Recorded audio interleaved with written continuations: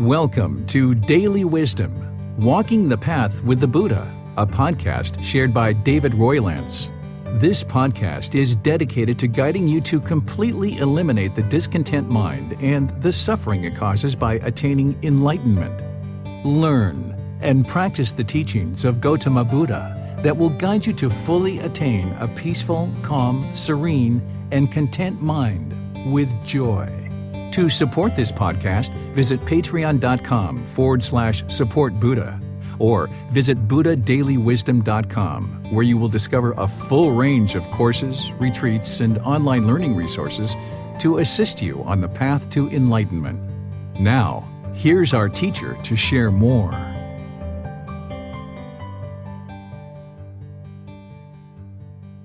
Sawadee Kap. Hello and welcome to Daily Wisdom, Walking the Path with the Buddha. Today we're going to be discussing what is Kamma and how does it affect me. This is a topic that has become very mystical and magical in society. There's lots of different people that talk a lot about a lot of different things in a lot of different ways. And my goal in today's talk is to demystify the natural law of Kamma.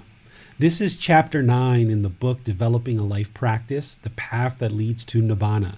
And this is our group learning program. So I'd like to welcome you to our Sunday talk here at 9 p.m. Thai time.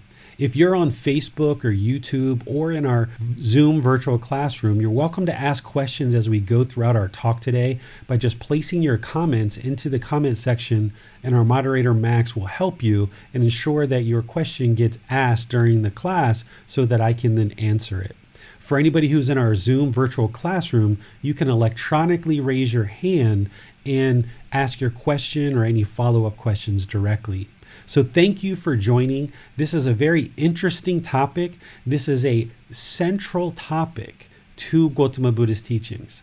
Without understanding the natural law of Kamma, one would have no ability to attain enlightenment.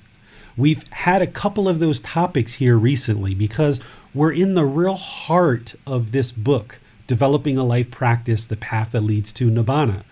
You know, chapter 3, 4, 5, 6, 7, 8, 9 now. This is the real heart of this book, which is the real core and central focus of Gotama Buddha's teachings.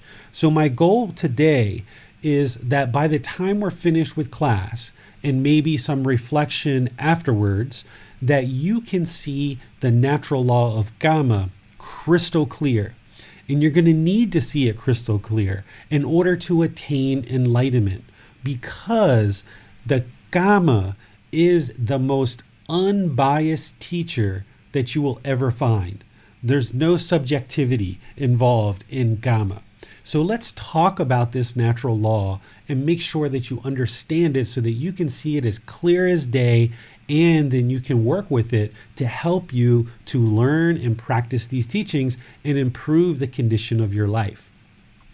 As we talk about the natural law of Kamma, remember, it's important that you don't believe anything that I say. These teachings aren't based on belief. They're based on you learning, reflecting on those teachings, and then practicing so that you can see that it's truth. So if there's something that we talk about today that you don't understand, I would like you to step forward and ask your questions, because it's you seeking guidance that is going to move your practice.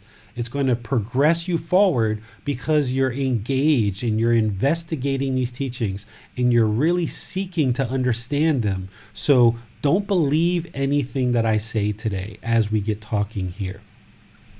The word that you might be most familiar with as it relates to this natural law is karma. Karma is the Sanskrit version of this natural law. It's just a different language. Kamma is the same word, the same natural law. It's just a different language. It's the Pali language. And if you've been studying with me for any amount of time, you know that I only teach in English, because English is the common international language that is available to the vast majority of the world. And by learning and practicing the teachings in English, these teachings can spread all throughout the world, and you have the widest audience possible to discuss these teachings with. So every single aspect of Gotama Buddha's teachings that are originally captured in the Pali text, the most complete original source of his teachings, have been largely converted over to English. There's only this one word, right? This one word that doesn't have a one-word translation. The word Nibbana, or nirvana, we call enlightenment. The word Dhamma, or Dharma, you might have heard Dharma, translates over to teachings. But there's this one word, Kamma, that doesn't translate over to just one word in English. So there's going to need to be a lot of words to explain what is this natural law. And we should expect that we couldn't translate all of Gotama Buddha's teachings to English because that would be permanence, right? And there is no permanence. Everything's impermanent. So we should have known there would be at least one word that we couldn't all the way convert over to English. But my goal, like I mentioned, is to demystify this natural law for you in a way that you can see this natural law in action as clear as day. And it may take you some time to do that, but with you doing your job, by you doing your work to actively seek out the guidance, you will be able to understand these teachings. Because I'm going to do my job here and share the teachings with you, but it's up to you to do your job and make sure that you are seeking guidance and understanding, and you reflect on these teachings and you practice them. So we're going to help to awaken your mind to this natural law of Kamma, essentially gain more wisdom.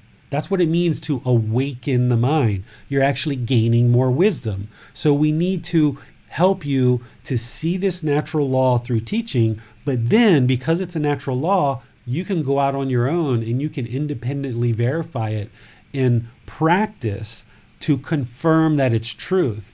And then that's how you gain the wisdom, okay? By testing this natural law and seeing the truth for yourself. That's how you awaken the mind to this natural law of Kamma, through wisdom, confirming the teachings on your own independently. You've actually already done this with another natural law that you may not be aware of at this particular time. When you were first born into this world, you had no knowledge of the natural law of gravity. The natural law of gravity was unknown to you when you were an infant, when you were a toddler, and maybe even in your early childhood. You had no idea about the natural law of gravity. Your mind was unawakened to the natural law of gravity. You didn't have the wisdom that you needed to understand this natural law. But this natural law still affected you. Even though you were unawakened to it, even though you didn't have the wisdom of this natural law, you were still affected by it. And the natural law of Kamma is the same way. You're still affected by it, whether you're aware of it or not. So as you were growing up and this natural law of gravity was affecting you, you really struggled. You really struggled, and you may not remember it right now, but you struggled because when you were 10 months old or you were 14 months old, you kept trying to stand up and you kept falling back down. You were standing up and you were falling down. You were hitting your knees. You were hitting your head. You were putting your toys places and they were falling down and breaking. You were knocking over glasses of water and maybe even breaking glasses.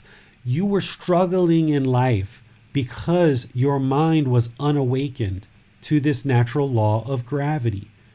You didn't have the wisdom that you needed, but slowly and gradually you progressed in your learning. You started to test this natural law. You started observing that when you made your muscles stronger in your legs, you could get your balance. And then once you got your balance, you could walk. And then you realized you could run, and then you could jump, and then you could ride a bike. And you could work with this natural law of gravity, and you could actually understand it because your mind was awakened to it through the wisdom of you independently verifying it for yourself. And now you're at the point where you can peacefully coexist, peacefully, calmly, serenely, and contently with joy as it relates to this natural law of gravity because you fully understand it. Your mind is awakened through the wisdom of this natural law of gravity. And now you could get on a plane, you could get in a car, you could go anywhere that you would like to go in the world, and you fully understand this natural law of gravity. You no longer struggle. Everything's peaceful because you now understand this natural law of gravity. You're not struggling like you did when you were a child. Well, this natural law of Kamma is exactly the same way. The mind is struggling. It's unaware. It's not awakened. It doesn't have the wisdom of this natural law. And because the mind doesn't have that wisdom, it's struggling through this life to make certain decisions in a way that would lead to good, wholesome results, good, wholesome outcomes. And it's not until you take time to actively learn and investigate this teaching, see that it's true for yourself, that then you can peacefully coexist in the world, fully understanding this natural law, making good, wholesome decisions so that then you can exist peacefully without struggling in the world. But it's going to take time. It's gradual training. It's gradual progression, just like with the natural law of gravity. So, what is this natural law of Kamma? What it is it's cause and effect, or action and result. There's some cause that creates some effect. There's some action that creates some result. Okay? Essentially what Kamma is it's the result of your decisions. Based on all the decisions that you make in this life, previous lives as well, but this life, you experience certain results. You experience certain effects. And because at this point in time, you are not fully aware and fully understanding this natural law, the decisions that you're making are not always leading to wholesome results. You're making decisions that you think are the best at this particular time, but because the mind is not fully wise to this natural law of Kamma, some of the decisions you're making are leading to unwholesome results. The more that you understand this natural law and how to use this wisdom of the natural law, you can then make better and better choices, which lead to better and better results. And this is how you improve the condition of the mind and the condition of your life through making these better and better decisions that lead to better results. Okay? This natural law of Kamma, let's talk about what it isn't. Now that we've talked about what it is this cause and effect, action, result. You make good, wholesome decisions, it leads to good, wholesome results. You make unwholesome decisions, they lead to unwholesome results. Let's talk about what the natural law of Kamma isn't. It isn't a punishment and reward system. That's not what it is. Kamma is not punishing you, and it's not rewarding you. That's not the natural law of Kamma.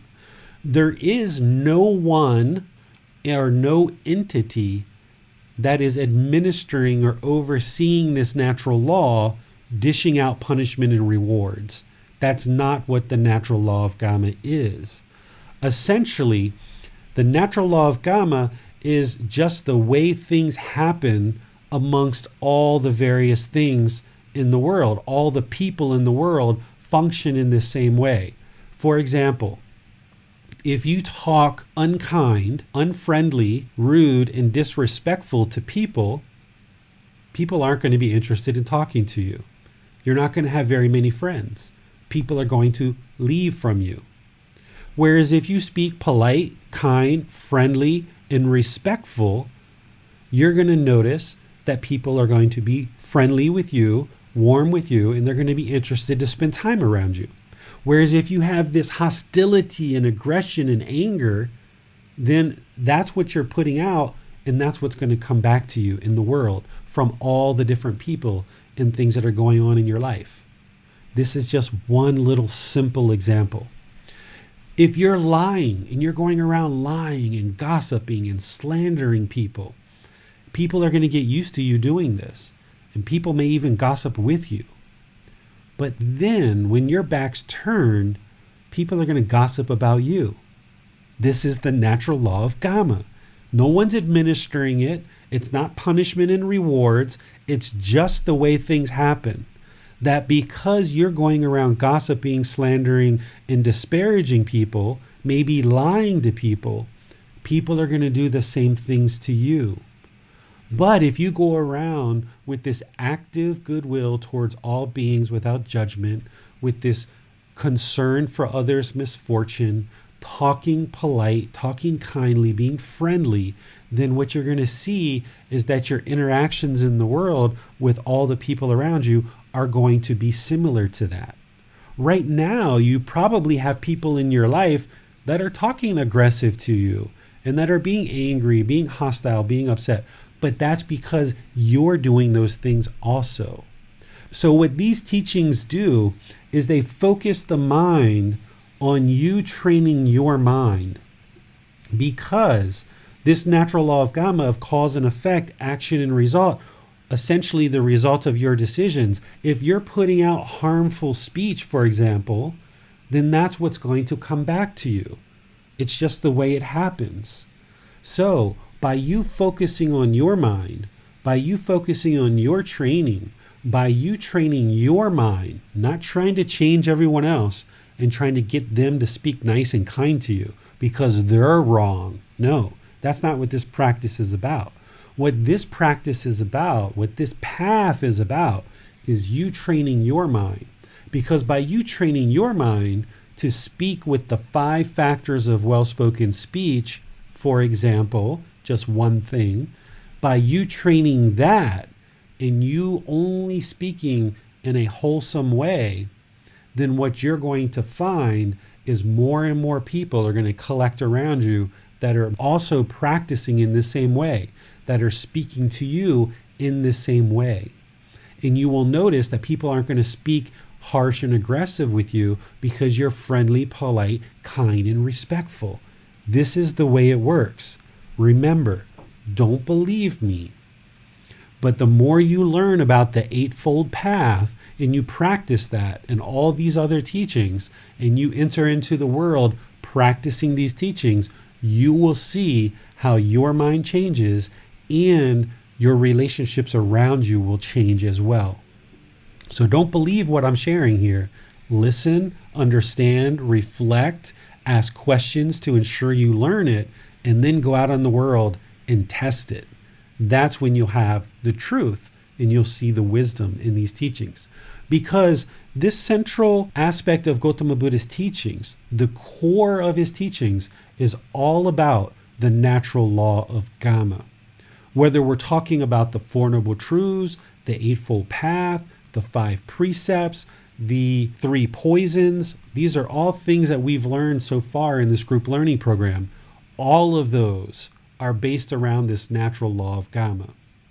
So if you study deeply the Eightfold Path, what you understand is that first step of right view is all about accepting responsibility for the condition of your mind, understanding that you cause your own discontent feelings.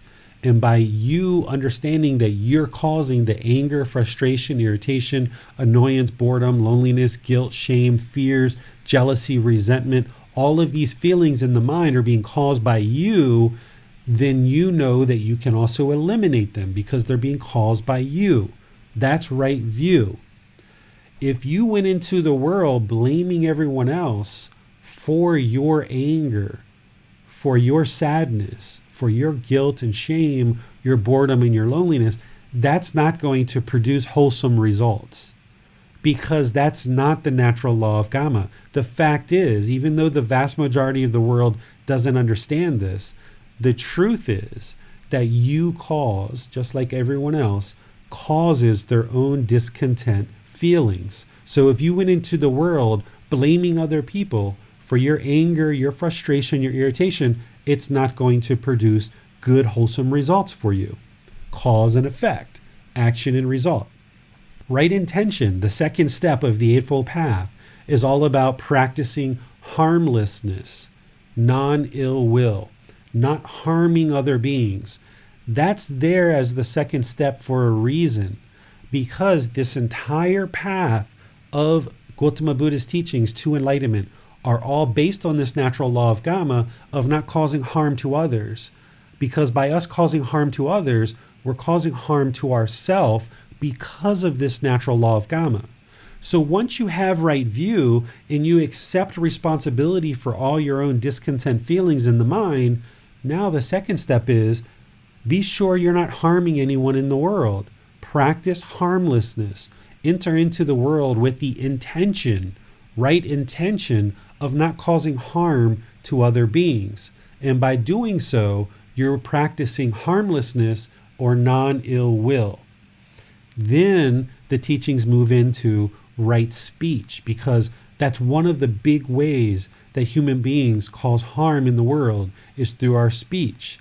And the Buddha gives us these 5 factors of well-spoken speech, where he's explaining the natural law of Kamma as it relates to speech.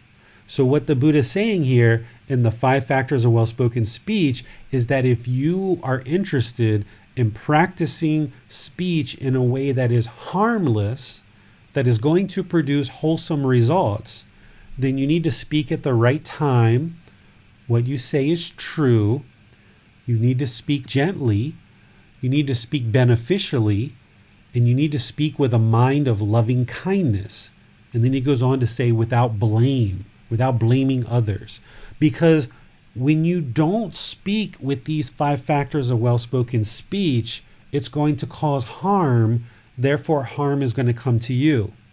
So if we're speaking to someone at the wrong time, if we're interrupting them, that's harming them, and it's not going to have good results. Or if it's not the right time for us, if our mind is clouded with frustration, sadness, anger, whatever, and we talk to other people out of anger, it's not the right time for us either. That's going to produce unwholesome results. So we need to make sure that we speak at the right time. What we say needs to be the truth, because if we go around lying, slandering people, talking false truths, then that's going to harm people.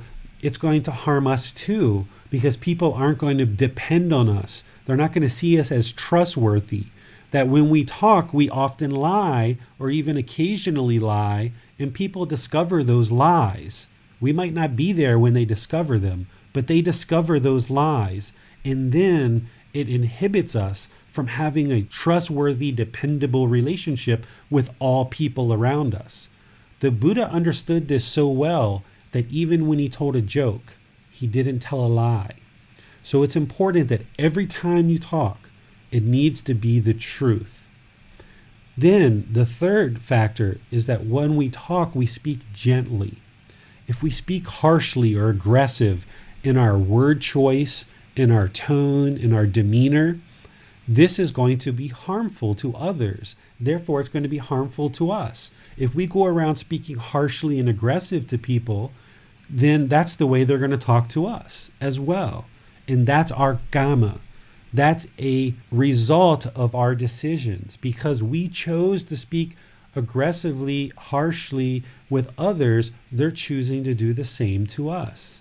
So that's a result of your decision. That's your Kamma. When we speak, we need to speak beneficially. It needs to be purposeful speech, benefiting people, not just idle chatter or frivolous speech. By speaking beneficially, then people are interested in listening to you and talking with you, because when you speak, you're speaking at the right time, what you say is true, you're speaking gently, and you're also benefiting people when you speak, right? And then the fifth factor is a mind of loving kindness. A mind of loving kindness is a mind that has active goodwill towards all beings without judgment. So when you speak in this way, using all these factors, including loving kindness, where you have active goodwill towards other beings without judgment, and your speech is blameless, now you're not causing harm, Because if you start blaming people for just mistakes or even something they consciously did wrong, nobody likes to feel blamed, right? It's better to focus on the positive sides and encourage and support people rather than trying to knock people down by blaming them. So if you train the mind to come up closer and closer and closer to this 5 factors of well-spoken speech as part of right speech in the Eightfold Path, now you're making wholesome decisions. And because of that action or that cause, it's going to have a good result. And this is where you can test it for yourself. You can look back to past conversations that went really, really well, and you'll see that you were practicing all these 5 factors. Or you can look at conversations that went bad, and you will see that you weren't practicing these 5 factors. So now, from this point forward, train the mind to practice this right speech, coming up closer and closer to Gotama Buddha's teachings on right speech. And by making those choices, you will produce wholesome Kamma. Because you are taking the action to train the mind and talk in this way, and the result is going to be that you're going to be able to have wholesome relationships. You're going to be able to have really great personal and professional relationships because you're never harming anyone with your speech. When you start harming people with your speech, people aren't going to want to be around you. And conversely, when you're not harming and you just become first nature, that you're always speaking with these 5 factors, then more and more and more people are going to be interested to be part of what it is you're doing. Whether it's a friend or a family or a coworker or professional life, you're going to find that your life is going to blossom because more and more people are willing and interested to be around you because you're never harming anyone. You're never harming anyone with your speech, so they feel very comfortable to be around you, right? This is how you can test it for yourself. So this practice of the 5 factors of well-spoken speech and right speech, it's not necessarily easy, right? Because the unenlightened mind has been producing speech the way that it has been for however long you've been alive. Whether it's 20, 30, 50, 60 years, you've been speaking how you've been speaking. And your mind has become accustomed to that. But now that you understand these 5 factors, and if you don't understand them, get more help. But now that you understand them, you need to actively train the mind to practice these in all conversations. Slow down, have one conversation at a time with concentration and focus, and be sure you're focused on practicing all 5 of these factors. It'll be a bit of a challenge, and you'll have to do this slowly over time. But as you get more and more comfortable with it, and you see the wisdom in these teachings, it will become first nature, because you will have trained the mind to now speak in this way, and it will be easy for you. Everything when you first start out, whether it's exercise or walking up a mountain or driving a car or learning how to walk when you were a child, everything's a challenge and a struggle when you first start. But after you get started and you learn it, it becomes first nature. You could probably jump in a car or on a motorbike and just zoom across the surface of the earth without any problems now because you've done it so many times. You almost don't even have to think about it. Well, right speech is the same way. You're going to have to think about it. You're going to have to intellectualize this and move it into practice, just like you learned how to drive, just like you learned how to walk, but then eventually it becomes first nature and it becomes very simple, very easy. So you need to actively train the mind in this direction. We could go through the entire Eightfold Path, but we've already done that in our previous talks, unless somebody has a question. But essentially what Gotama Buddha is doing in his Eightfold Path is he's saying, this is how to practice your life practice in making wholesome decisions to ensure that you're not causing harm to others or to yourself. And by practicing this Eightfold Path, one of the ways to extinguish all this unwholesome Kamma is to produce only wholesome Kamma. By producing only wholesome Kamma through practicing the Eightfold Path, then you will extinguish all this unwholesome Kamma. It's essentially like taking a glass of dirty water, and you've got this dirty water, and you start pouring clean water into it. That clean water is the wholesome decisions that you're making through practicing the Eightfold Path. If you just keep pouring that clean water into this dirty glass of water, eventually this glass of water is going to become completely clean and wholesome, and you'll be able to drink it. But right now, your water is dirty because you've been making decisions, whether it's about right view, right intention, right speech, right action, right livelihood, right effort, right mindfulness, right concentration. You haven't been making decisions that are 100% following the Eightfold Path because you were unaware of this natural law. You didn't have the wisdom of this natural law. Some things make sense to you, some things come easier than others, but you didn't have the wisdom of this entire natural law. So that's how I know your glass is a little bit dirty. Your mind, your life has some pollution. It's a bit dirty. And what you're doing in the Eightfold Path is you're making really good decisions to pour this clean, wholesome water to clean out all of this dirtiness, this pollution in the mind. And the more you do that, then you can drink the water because now it's nice and clean.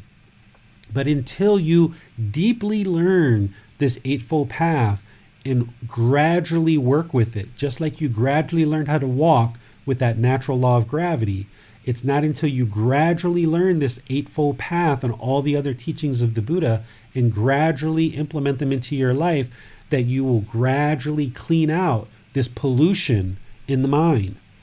And that's what we're doing through these teachings of the Buddha.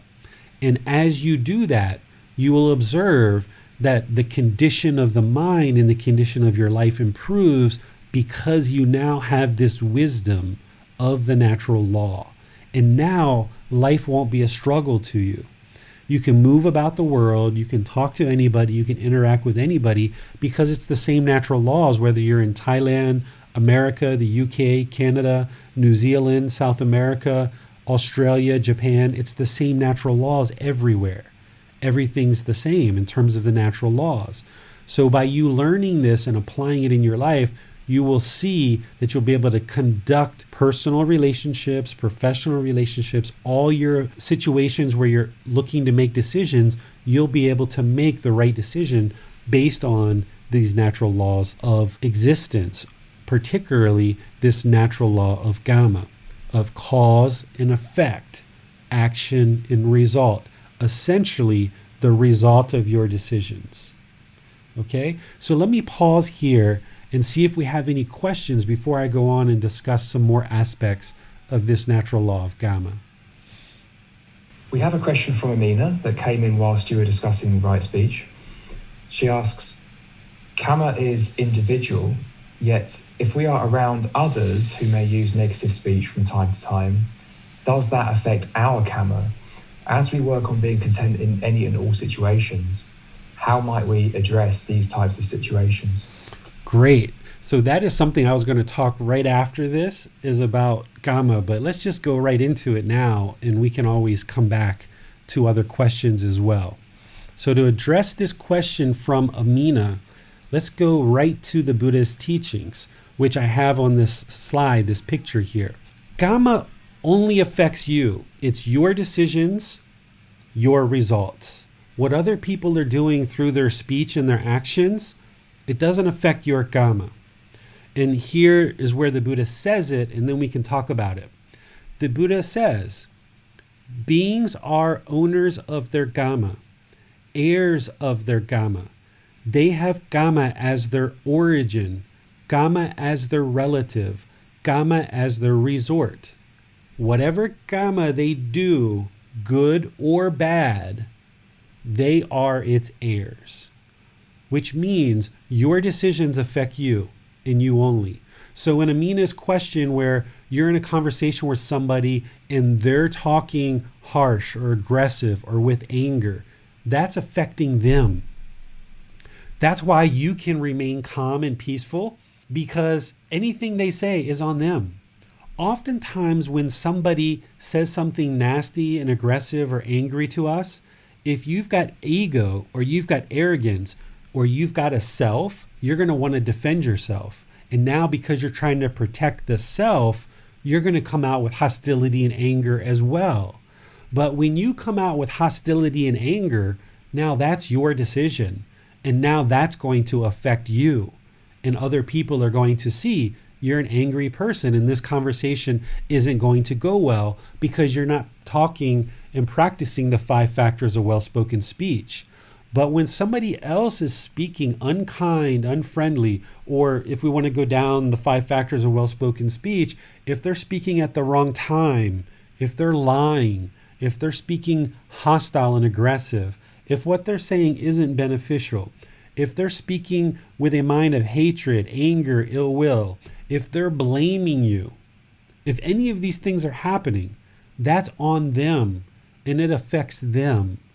So you need to recognize that and just remain calm and peaceful, but you practice the 5 factors of well-spoken speech. Because once you break away from your practice, now it's affecting you. So Kamma is only your Kamma. Now there are situations where there can be a group, okay? So let's say we are at a business, and let's just say Max is like the CEO of our company. So Max is the CEO of our company, and all of us choose to work with Max because he's very friendly, he's very polite, he's very respectful. We see him as a good person, we get to know him as a boss, and we choose to work with him, right? Now we're making the choice to work with him. That's our Kamma. We made the choice to work with him. But now as our leader and CEO, he's making all these great decisions and we're making great decisions along with him because he's supportive, he's encouraging, he's motivating, he's uplifting. Our team is really working well together and we are going to produce lots of good things in the world because we all are making good, wholesome decisions together. That's our Kamma because we've chosen a very good boss. Now, if we choose to work at a company or for an administration or a nonprofit organization, or we choose to be part of a community group where we're choosing to be part of this group and the people in that group are making unwholesome decisions, well, those unwholesome decisions they're making are only affecting them, but our choice to join them is our choice. So our choice is affecting us. So if we notice that we're part of a group of people that are making unwholesome decisions, that's where we have to make the choice to either stay or leave because it's our choice that's affecting us. Even though we're part of this group and we might not have been part of that actual decision, that we're still affected by it, whether it's wholesome or unwholesome. And some of the laws in society are starting to reflect this. If all of us went out and hung out together, say James, Max, Bill, Judith, Linda, and I, we went out to this village and I did something unwholesome and I went out and killed somebody. In a lot of societies, they would actually charge Max, Bill, James, and Linda with murder as well, just because they were with me, right? So this is where the Buddha talks about choosing our friends, our companions, and our associates to ensure we have good companions, good associates, and good friends. And that can also go to business life as well, a professional life. And this is what we were talking about. Max asked me this question just recently about picking a political leader or a community leader. And I mentioned to you guys at that time, you should pick people who you observe that are practicing these teachings. It doesn't mean that they are Buddhist and they're on the path to enlightenment, but because you will be intimately familiar with the natural law of Kamma, you can see if somebody is lying. You can see if somebody's disrespectful. You can see if somebody's friendly and polite. You can see if somebody has loving kindness and compassion. You can see if somebody's speaking at the right time, what they say is truthful. Are they speaking gently? Are they speaking beneficially? Are they speaking with a mind of loving kindness? Are they speaking blamelessly? Are they stealing? Are they committing sexual misconduct? Are they lying? Are they taking substances that cause heedlessness? If you associate with people like this, not that we're judging them, not that we're looking down on them, but if you associate with people like this and you're involved in their group or in what they're doing, then you're going to experience results as well. But not because their decisions are affecting you, but it's your decision to be part of that group. It's still your decision. That's right view. It always comes back to right view, accepting responsibility for all your decisions and all your feelings in the mind. I have a follow-up then, David. So if we were to zoom out a little bit and look at our culture as a whole, we have this cultural karma that we all bear the results of to some extent.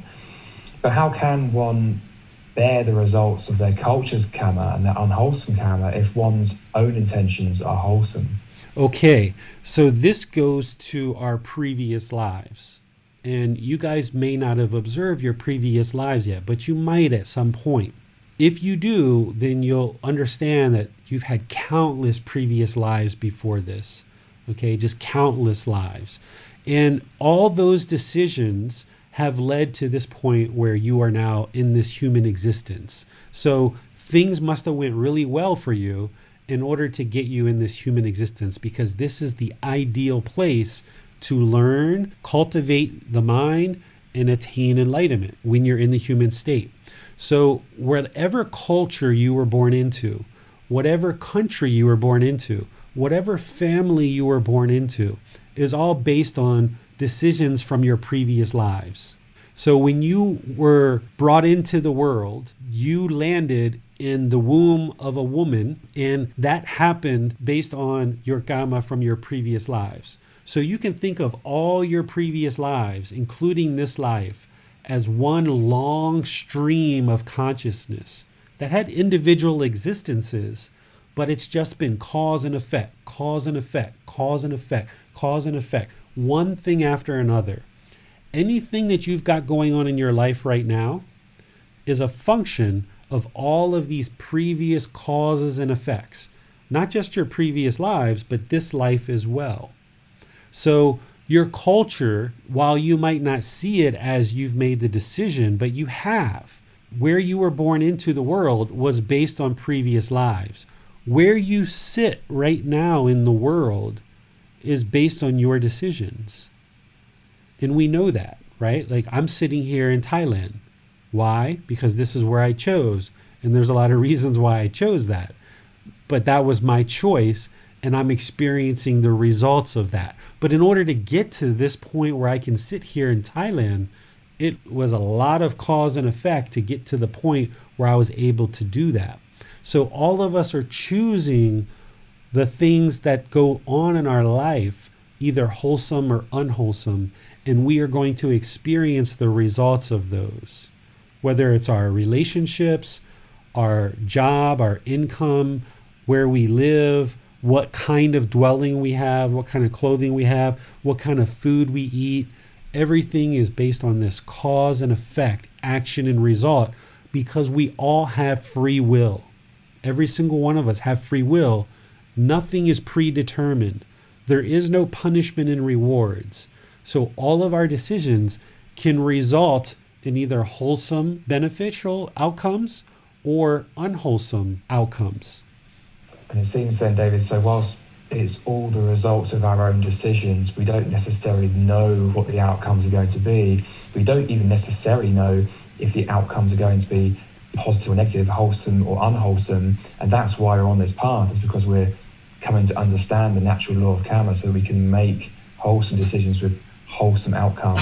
Even if we don't necessarily know the precise workings or the exact outcome, we know it's a wholesome decision with wholesome outcomes. Exactly. So the more that you learn about this natural law of Kamma through the Buddha's teachings, you will be able to implement wholesome decision after wholesome decision after wholesome decision, which is like pouring that fresh water into the dirty glass, and you will improve the condition of the mind and the condition of your life because you're making better and better choices.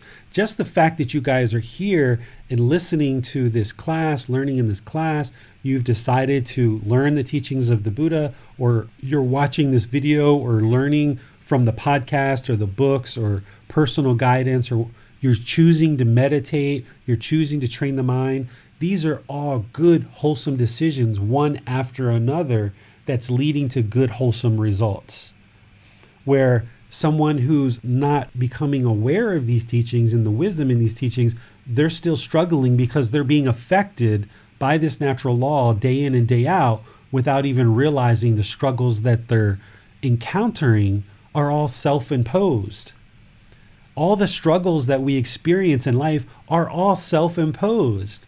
We don't realize that in the unenlightened state. We think all these things that are happening around us are happening to us, rather than realizing that we're actually causing these things ourselves. And because we're causing these unwholesome results through making wiser and wiser choices, we can actually create wholesome results for ourselves. That's where the Buddhist teachings are very powerful and very profound, because you're in the driver's seat. Some people say that the Buddhist teachings are very pessimistic when they talk about using the word suffering, where the Buddhist teachings are all about suffering. They're not all about suffering. That's the wrong word, first of all, but they're not all about suffering. What his teachings are about is all about the natural law of Kamma, in that you have the power and the ability to learn this natural law and make better and better and better choices to improve the condition of the mind and improve the condition of your life by making these good, wholesome choices.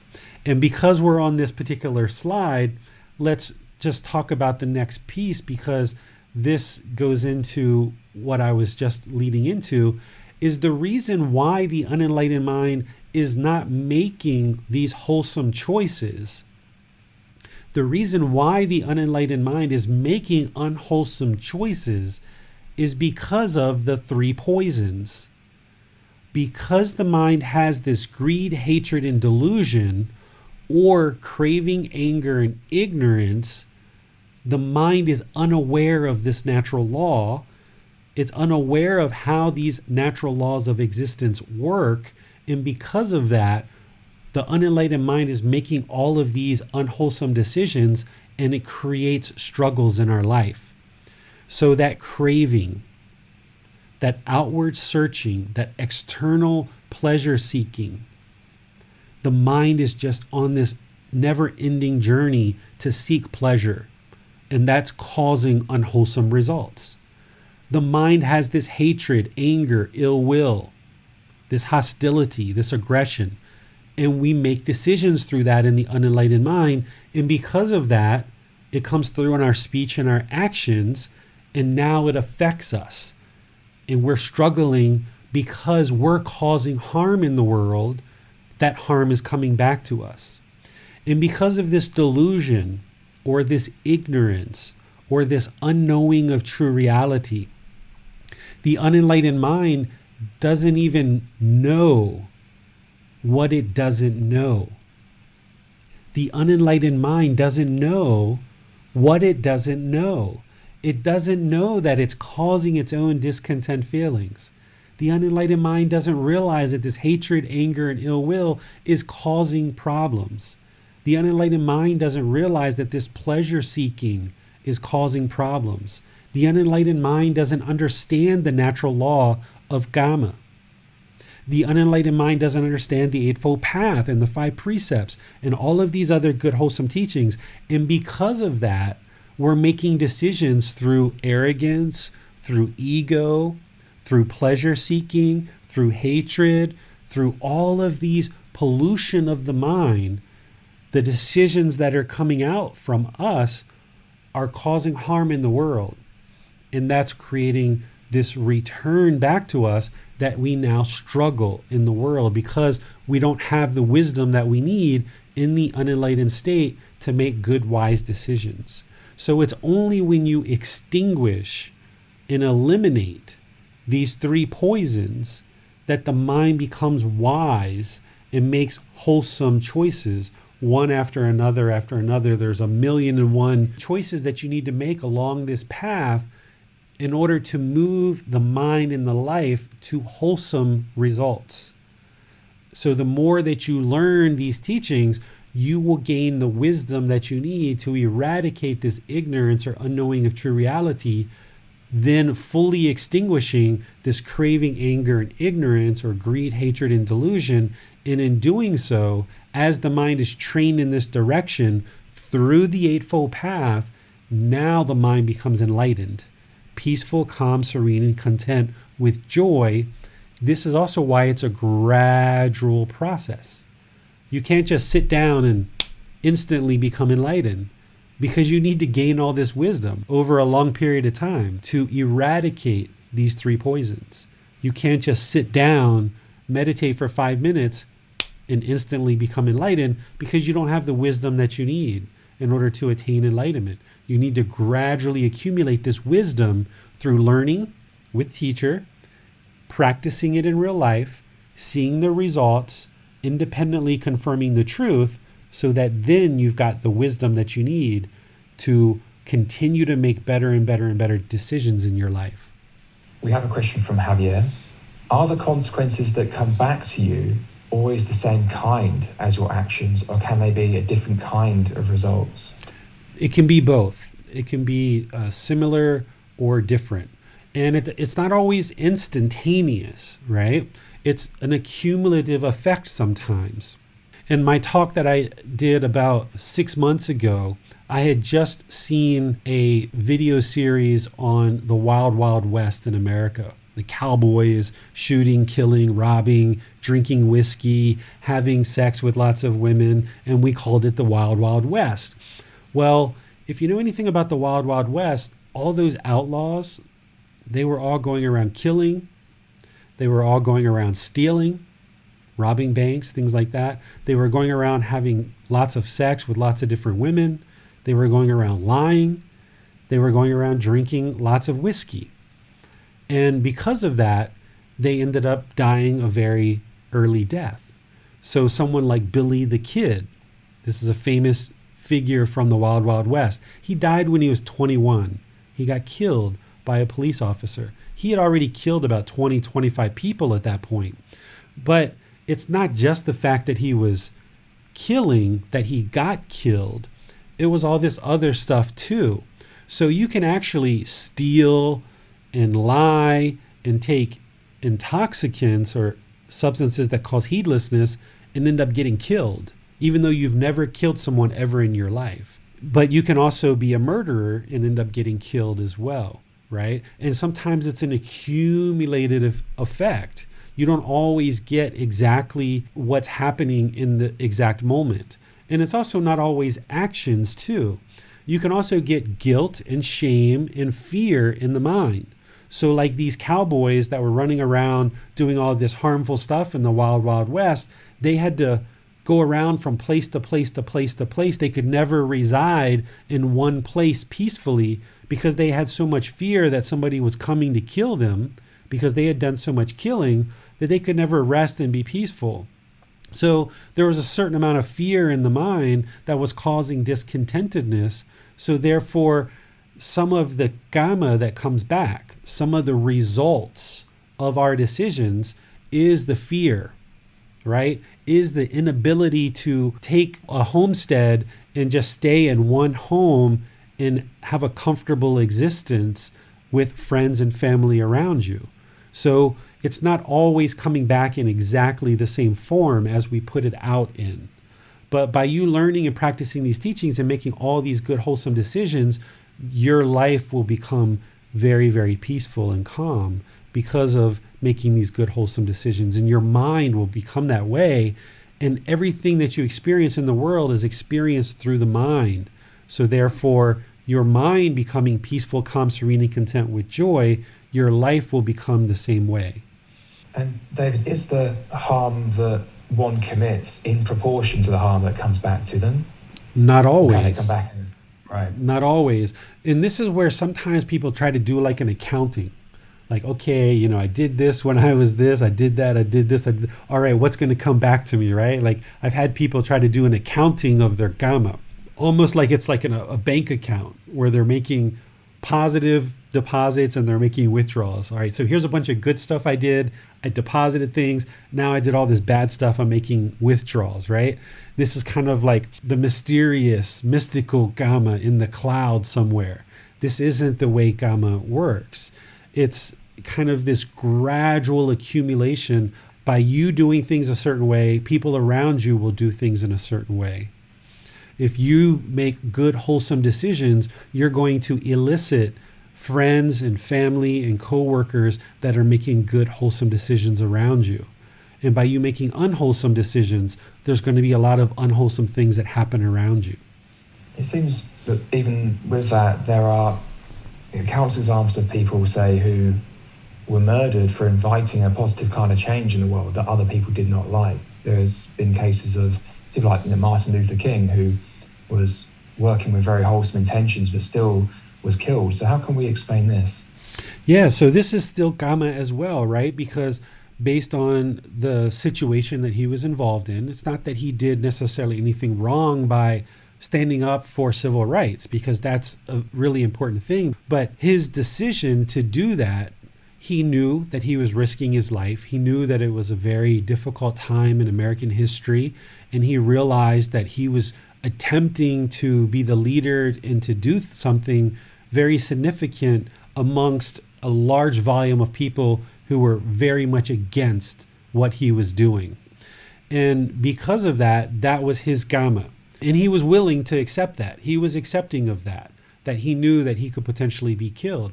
And then based on the choices that he made in terms of his final time, he was in a hotel. He came out of the hotel and somebody from far away basically shot him. So, he didn't have bodyguards. He probably had bodyguards, but they didn't necessarily protect him in this situation. And he was very exposed at that particular moment. So those were decisions that he made that led to his result. This is why it's not punishment and rewards, because the way I view what Martin Luther King did, he did something extremely wholesome. He stood up for a group of people that were pushed down and were discriminated against and were struggling through life. And he stood up and made some really good, wholesome decisions to protest in nonviolent ways, right? So it's not always that this person is super wholesome, therefore, how did this unwholesome thing happen? Well, he was doing a lot of wholesome things around a whole lot of people who were very much against him. So he was making decisions that he was fully aware of, but the result of his decisions were that he was murdered. And we can even go back to Jesus Christ, the same thing, right? Jesus Christ was trying to do something wonderful, tell people about this entity that he called God. They killed him too, right? So it's not always about you're always being wholesome, therefore nothing is going to necessarily happen bad to you, because if you're making all these wholesome decisions around a bunch of unwholesome people, then you're in an environment and in a climate that you're making these decisions. Those decisions come with discernment, right? Yes, if you're not causing harm, no harm should come to you. But in the way that Martin Luther King was talking amongst all these unwholesome people, they considered it to be harmful, that he was imposing his view or his opinions amongst these people that felt otherwise. And then ultimately what led to his death is that he was exposed in a situation where potentially he could have had better protection, right? So it's all about cause and effect, action and result. Martin Luther King's actions were pure, they were wholesome. He was looking to improve the world, and the result is that he actually did accomplish those goals. That was the result. But also his actions were that he was trying to create some very well-needed change that was going to move the world to better wholesome results amongst people that were very unwholesome and making unwholesome decisions. And his actions were that he didn't have the protection that he needed in order to implement these important changes in the world amongst all this unwholesomeness. So he was affected by his decisions. And that's why this Kamma is much bigger and more complex than you could really ever do an accounting for. You could never really sit down and say, okay, he did this, so he got that. He did this, so he got that, right? It's not a one-for-one thing, and it's not a punishment and rewards. It's about making wise choices. And if you look at people probably after Martin Luther King, the wisdom that they came and understand is now we need to protect ourselves, right? If you look at people like Jesse Jackson and people who came after Martin Luther King, they started to protect themselves much better. And that led to better results. We haven't really had an assassination of a civil rights leader since Martin Luther King. And people have come to make better decisions about realizing that, yes, we all need to be equal. We need to eliminate this racism and discrimination that exists in the world. This is nothing but hatred. The more that we do that as a society of people, the condition of the world will just gradually improve. Do you condemn white supremacists or other hate groups? Okay, so I will answer this question, and my answer might surprise you. I don't condemn white supremacists and hate groups. And here's the reason why. To condemn something is to disapprove of something. That's what the word condemn means, is disapprove. If you're going to disapprove something, that means you're placing yourself in a position of judgment. You're judging someone else and what they're doing, therefore you disapprove of them. If you're judging others, that means it's coming from a position of arrogance and ego. So for me to say I condemn someone or something or some decision is to disapprove of it, is to judge it with ego and arrogance. I'm not interested in condemning anyone or anything. What I'm interested in doing is encouraging and supporting people. So with white supremacists and hate groups, I would encourage them and support them to put down their weapons, to eliminate the baseball bats, the knives, the guns. Put those things down. I encourage you and support you to do that, because those things only lead to unwholesome results and unwholesome outcomes. And at the same time that I encourage you and support you to lay down your weapons, I also encourage and support you to lay down your hatred, your anger, and your ill will, because that only leads to unwholesome results as well. Lay down the weapons, lay down the anger, the hatred, and the ill will, because when you lay down these things, you're laying down the burden and the stress of having to carry those things. Not only do I encourage and support white supremacists and hate groups to lay down these things, but I also encourage and support the entire world to lay down craving, anger, ignorance, the unknowing of true reality, to lay down the self, to lay down the ego. Because when you lay down the burden of having to carry craving, anger, and ignorance, the self and the ego, when you lay down the stress of having to carry around craving, anger, ignorance, the self, and the ego, that leads to wholesome results. That is where the mind can then move to peaceful, calm, serene, and content with joy.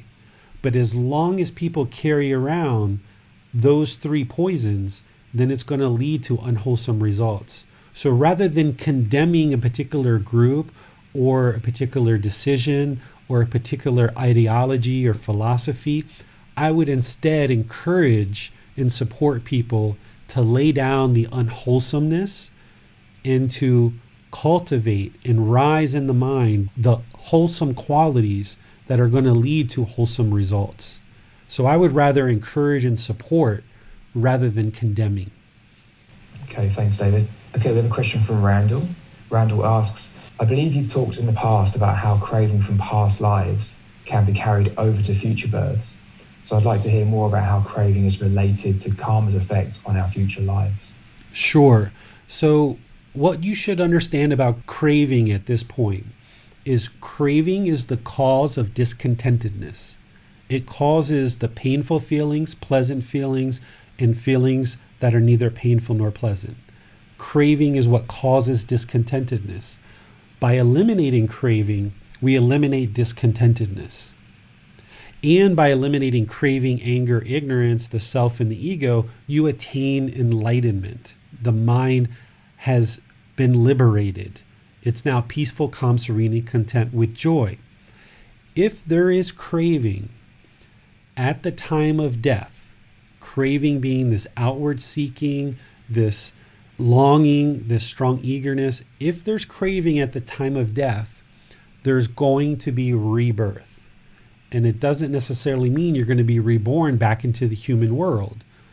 Kamma is what determines where one is reborn.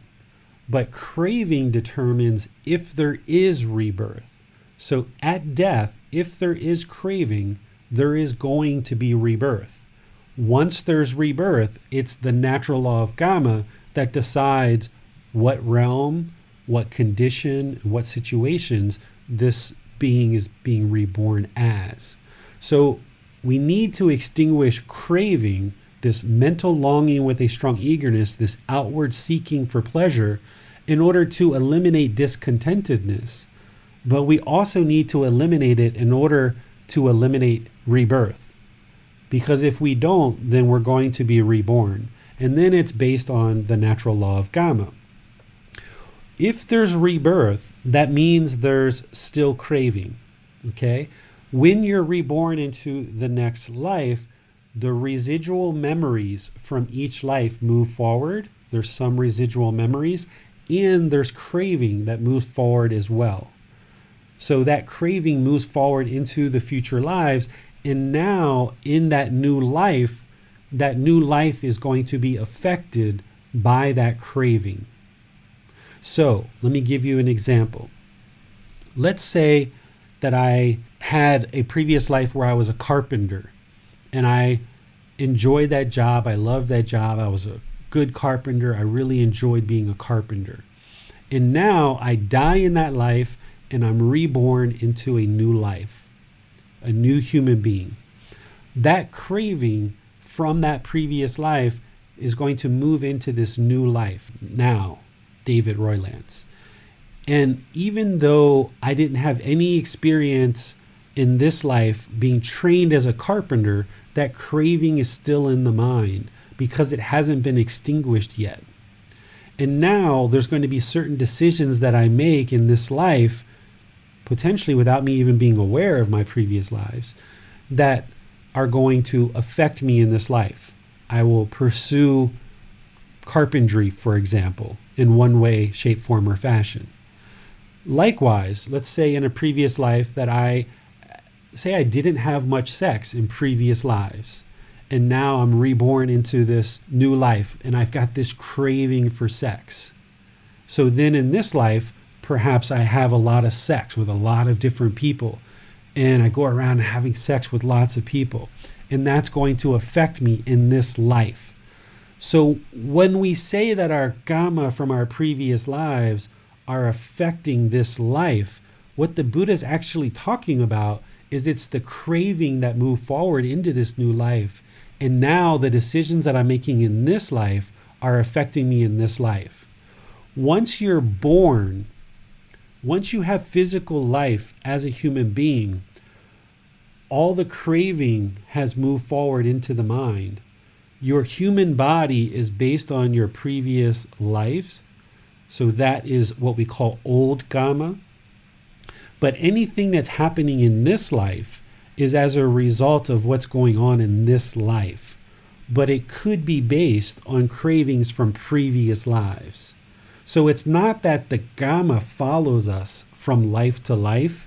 It's that the craving moves forward into the new life. And now through that craving, we're producing decisions that affect us in this life. That's the Kamma in this life. And that's how craving affects us.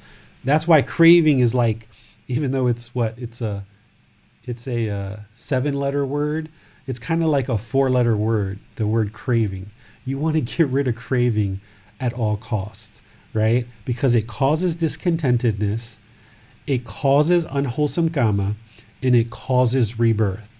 It's the primary problem that Gotama Buddha discovered, and you've got to eradicate it. And that's why breathing mindfulness meditation is our primary foundational practice in the Buddhist teachings, because that's the primary practice that's training the mind to get rid of this craving, get rid of this desire, attachment. And that's why we practice generosity so much. If you come to Thailand and you're around all these Buddhist practitioners, everyone's generous, very giving, right? So those are the two antidotes to this poison of craving, is breathing mindfulness meditation and generosity. And eliminating this craving is going to eliminate discontentedness. It's going to eliminate unwholesome Kamma production based on craving, and it's going to eliminate rebirth, right? Really important to eliminate craving, desire, attachment. As a follow-up for me then, David, if we eliminate certain cravings at the end of our existence, but there's still some craving that ignites the rebirth, and let's say we've eliminated certain other defilements, perhaps we've eliminated anger completely, let's say, at the end of one's life, but there's still some craving, we're reborn. Can that anger come back, and can other cravings that we previously eliminated, can they come back? Yes. So when you go through this human birth that you now have, if you attain enlightenment during this life, you will know, you won't convince yourself of it, but you will know, because your mind has completely eliminated discontentedness, your life is peaceful, calm, serene, and content with joy. And you know that you're no longer going to be reborn. That's attaining enlightenment at the 4th stage, which we call Arahant. But it's a progression to get there. And you may not get there in this one life. You may get to the 1st or 2nd or 3rd stage of enlightenment. In these other stages, you can be reborn back into the human world.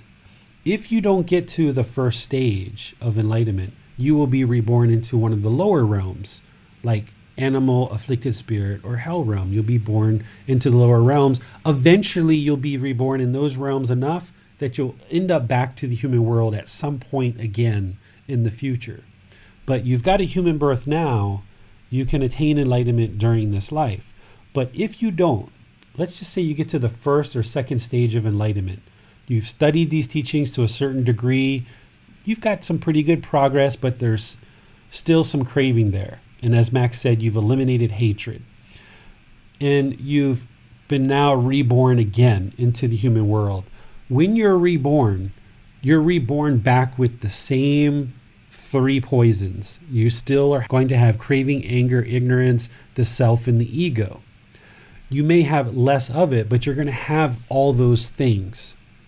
Because you practiced these teachings in a previous life and you attained a 1st or 2nd stage of enlightenment, you will kind of find your way back to these teachings in that new life more readily. And once you land into a place where you're learning these teachings, you will be able to learn them and incorporate them into your life more readily, because you have already done that in the past. But you still will have to eliminate all those same 3 poisons all over again. It's not like you start off right where you finished in your previous life.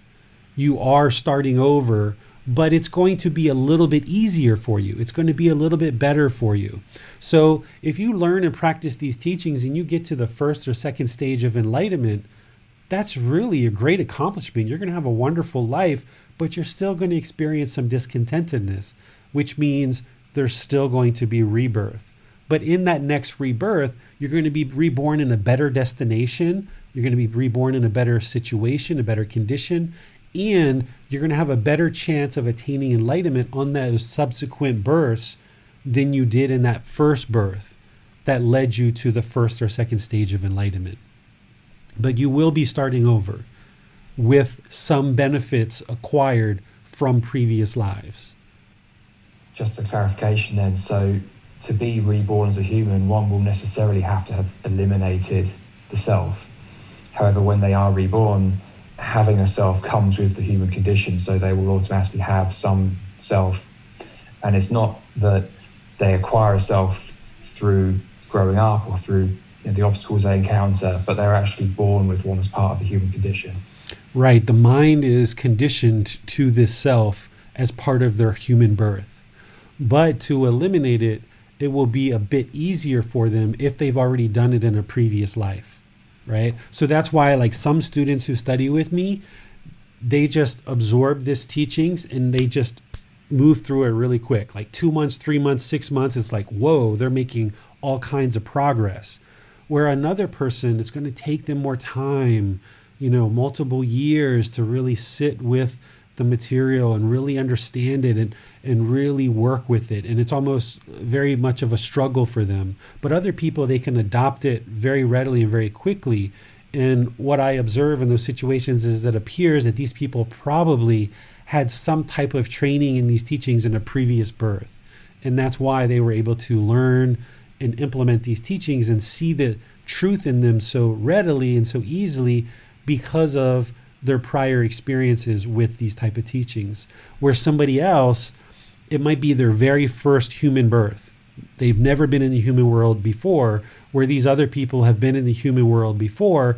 So it's easier for them to kind of learn and adopt and practice these teachings, where someone who it's their very first human birth, their mind is really affected by these animal rebirths, having just come out of the animal world. Because the vast majority of humans are coming out of the animal world and moving from the animal world into the human world. It's a big step to go from an animal consciousness to a human consciousness. And the mind can be very bogged down with this craving, anger, ignorance, the self, and the ego. So it might take that person more time in this life to really learn and practice these teachings and get to the results of an enlightened mind. Thank you. You mentioned earlier about how memories are carried through with the craving as well. And you also talked about how life to life is almost like a stream of consciousness, even though it's a new being each time. So why is it then that most of us don't remember our past lives much, or if at all? And is there a kind of cut-off where some of the memories get dissipated at death and maybe some get carried through? Or is it literally like, out of one and into the next, and everything's just retained? Sure.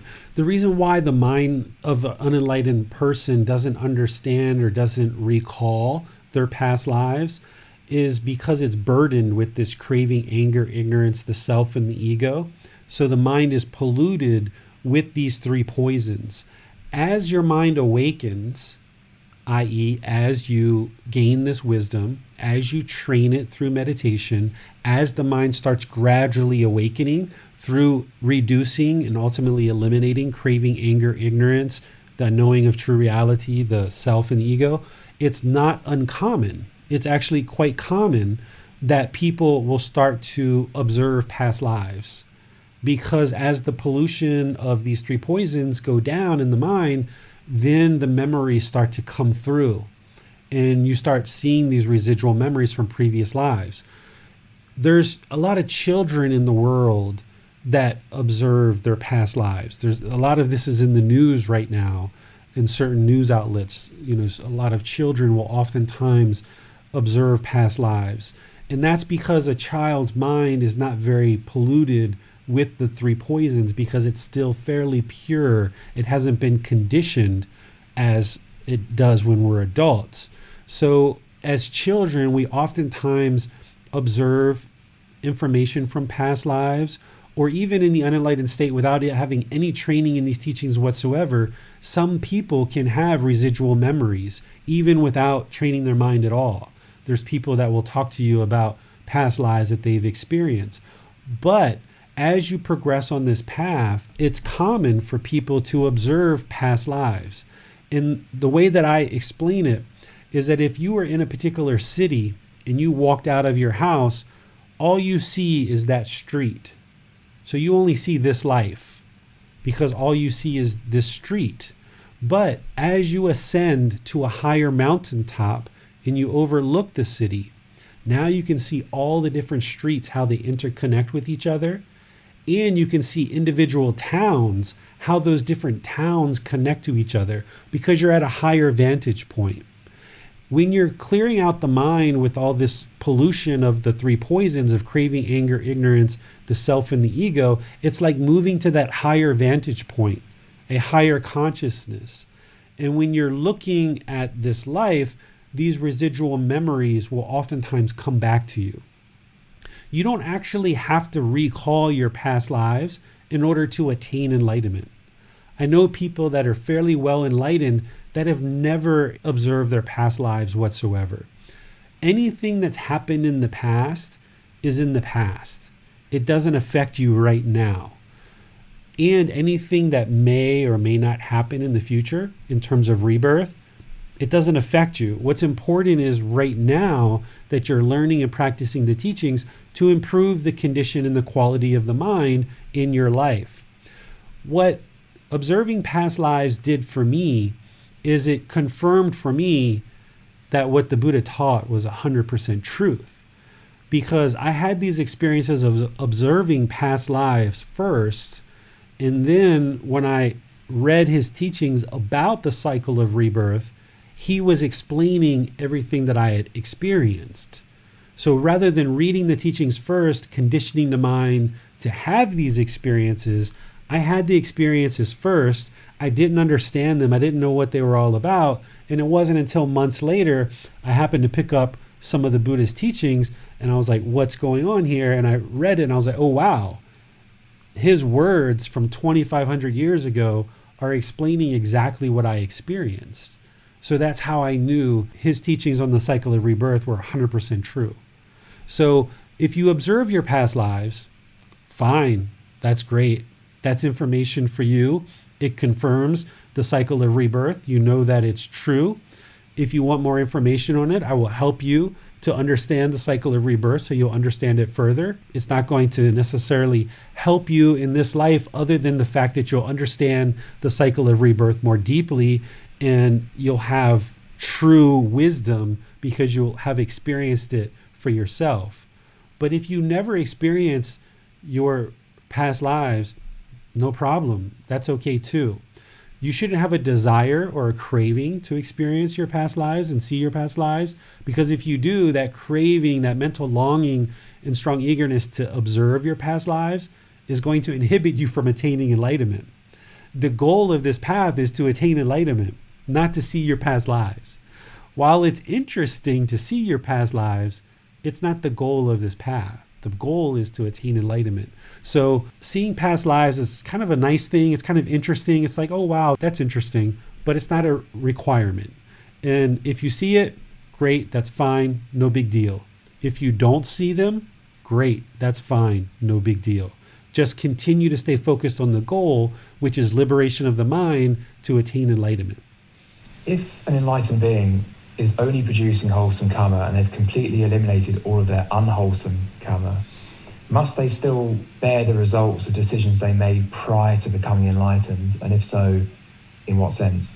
So a person who's enlightened will not be enlightened until they've already cleaned up all their unwholesome karma. So if there's still unwholesome results coming back to you, then you haven't attained enlightenment yet, because harmful things are still coming back to you. So the way that this progresses is in the unenlightened state. Prior to ever learning about the Buddhist teachings, the unenlightened mind is just going through life, struggling, making all kinds of unwholesome decisions, all kinds of unwholesome results are happening, and you don't even know why. And you're just struggling through life. The mind becomes highly discontent, or you have different problems. And then at some point you decide, I need something better.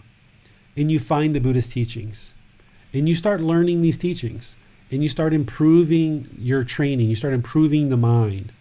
And you start improving how you're training the mind and the condition of the mind. And your decisions get better and better and better. The decisions that you're making are coming up closer and closer to the ideal of this enlightened mind. You're pouring this clean water into the glass. And you're doing that for a period of time. You're cleaning up all your unwholesome kamma by only producing wholesome decisions, by only producing wholesome results, by you making a series of months and years of good, wholesome decisions. Your life is getting cleaned up more and more and more and more and more and more. Eventually, as you keep training the mind through meditation, practicing generosity, loving kindness, practicing loving kindness, gaining wisdom, training the mind in meditation, cleaning up your life, choosing good friends, good companions, good comrades, choosing a good place to work, choosing a good life partner if you're going to have a life partner, choosing a good place to live, making all these choices about your livelihood and your income. As you make more and more and more of these choices, you're in effect cleaning up your unwholesome decisions that you were making in the unwholesome state.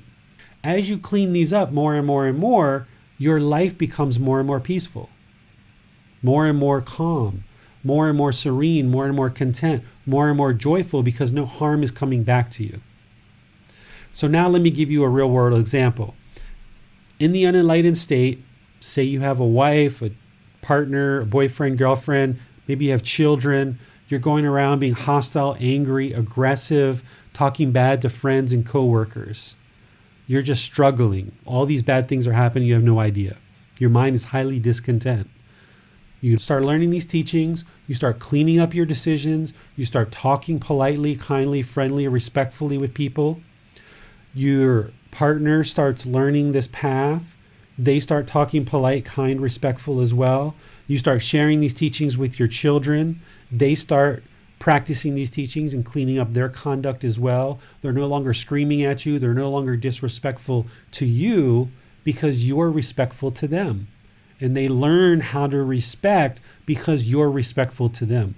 And you're cleaning this up for many months, many years. As you're cleaning up your conduct, the people around you are cleaning up as well, if they choose to get on the path. You're making better and better choices about where you work, what kind of boss, what kind of friends, what kind of conversations you engage with. You're training your mind to be less and less affected by what other people say and do. And as you clean all this up, your life becomes more and more and more peaceful because now the mind is protected. It no longer experiences discontentedness. And while somebody might be angry towards you, the mind is no longer affected by it. Somebody might be egotistical or arrogant or harmful in their speech to you, but your mind is no longer affected because you've gone through this transitionary time where you've learned the wisdom of these teachings, you've trained your mind so well that now the mind is protected. The Buddha called this going to the Buddha, the Dhamma, the Sangha for refuge.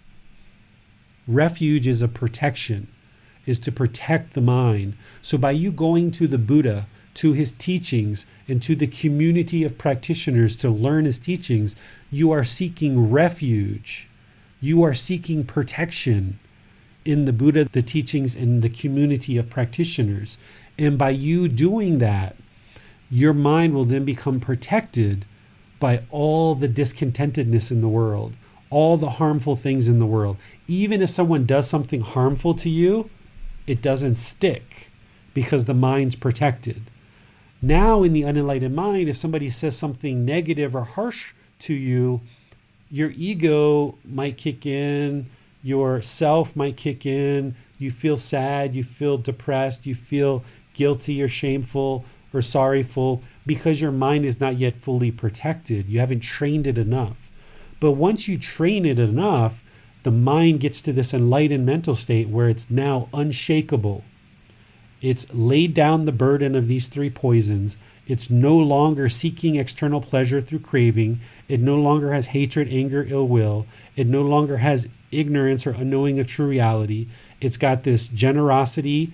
It's got this loving kindness and this wisdom, and it's protected. It's unshakable.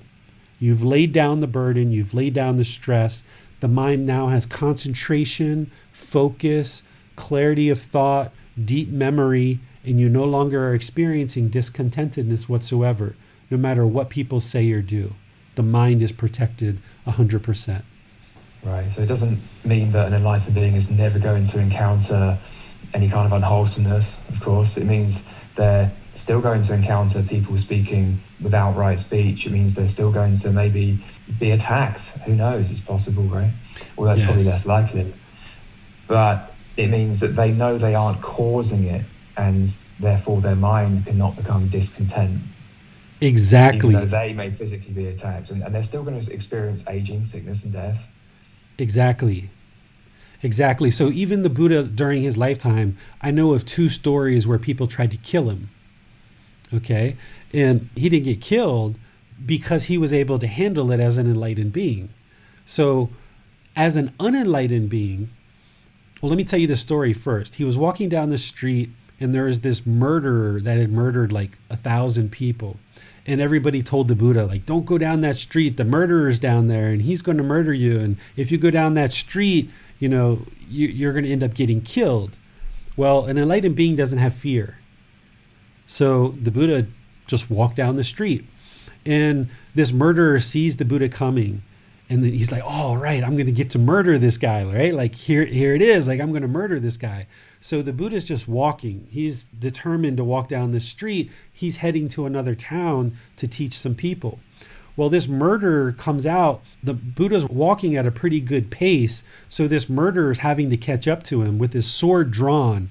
And he keeps yelling at the Buddha, stop, stop, stop. And the Buddha just keeps walking and walking and walking. And the murderer is yelling, stop, stop, stop. And the Buddha finally ends up stopping, and he turns around and he says, I have stopped. It's you that hasn't stopped. He said, what do you mean? He said, you didn't stop. He said, yes, I have stopped. It's you that hasn't stopped killing. It's you that hasn't stopped stealing. It's you that hasn't stopped committing sexual misconduct. It's you that hasn't stopped lying. It's you that hasn't stopped taking substances that cause heedlessness. I have stopped. You're the one that hasn't stopped. And the murderer was like, whoa, what did he just say, right? And so essentially by the Buddha being calm and peaceful and talking friendly and respectful to this guy, he was able to provide some wisdom that this guy chose not to murder him. And since the Buddha was enlightened, he had the complete control over his mind to stay calm in that situation with somebody chasing after him with a sword, right? And he knew that he had the wisdom to be able to handle this situation. Whereas if somebody was unenlightened, they might become fearful, they might become discontent, they might have anxiety and stress. Who knows what they might have said, what they might have done. They might have run around and made the situation worse, and they might have actually gotten killed because of this decision. That's why all those unenlightened people were warning the Buddha not to go down the street because they were afraid. But the Buddha knew that he had the wisdom and he wasn't afraid and he wouldn't end up getting murdered. So the way that this story ends is the murderer was so impressed by the Buddha's wisdom and his presence and his calmness in the face of potentially being murdered, that this murderer ends up asking the Buddha to ordain. And he says, I want to become a monk with you. I want to learn with you. So immediately the Buddha on the side of the road essentially ordains him at that moment and starts training him to practice the Buddhist teachings and practice these teachings that lead to enlightenment. And not too long after that, the emperor, the king in that region of the world, sent out soldiers looking for this murderer because they were going to throw him in jail. And they felt like, he had murdered so many people, he needed to be killed or thrown into jail or something else. And there was this conversation between the soldiers and the Buddha, where the Buddha basically let the soldiers know that he was training this person, and that person that they're looking for no longer exists. That person has now transformed and has become a disciple of his, and that's no longer the same person, that he's now under training. And the king agreed to not jail him, and he maintained being an ordained practitioner for the rest of his life, and he actually attained enlightenment during his life, even having murdered 1,000 people in that life, he essentially burned off all his unwholesome kamma. And part of the unwholesome kamma that he burned off was by becoming ordained. Had he not become ordained, those soldiers would have came and found him, arrested him, and either put him in jail or killed him. But by him ordaining, which was his decision, he then got the protection of the Buddha, who then was able to very wisely turn away these soldiers and now guide this person to liberation and enlightenment. And nobody ever sought him out to murder him because he was ordained and he was now protected by this path in these teachings. So this is how he chose to clean up his kamma, even though he had murdered 1,000 people.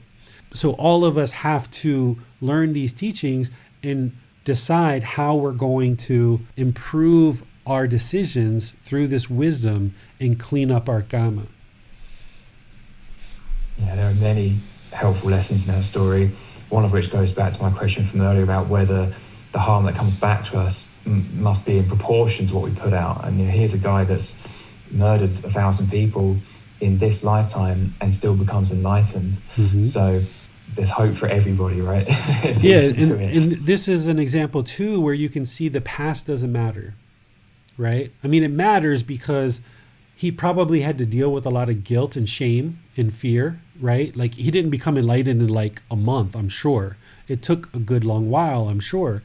So he still had to deal with the guilt and shame and fear of having murdered the people that he murdered. But even having murdered so many people, you can clean up your kamma to the point where you can put that behind you. And he's quite fortunate that he didn't get murdered himself, having murdered 1,000 people. But that one decision to chase after the Buddha and then ultimately ordain, changed his life in a big way by moving in that direction.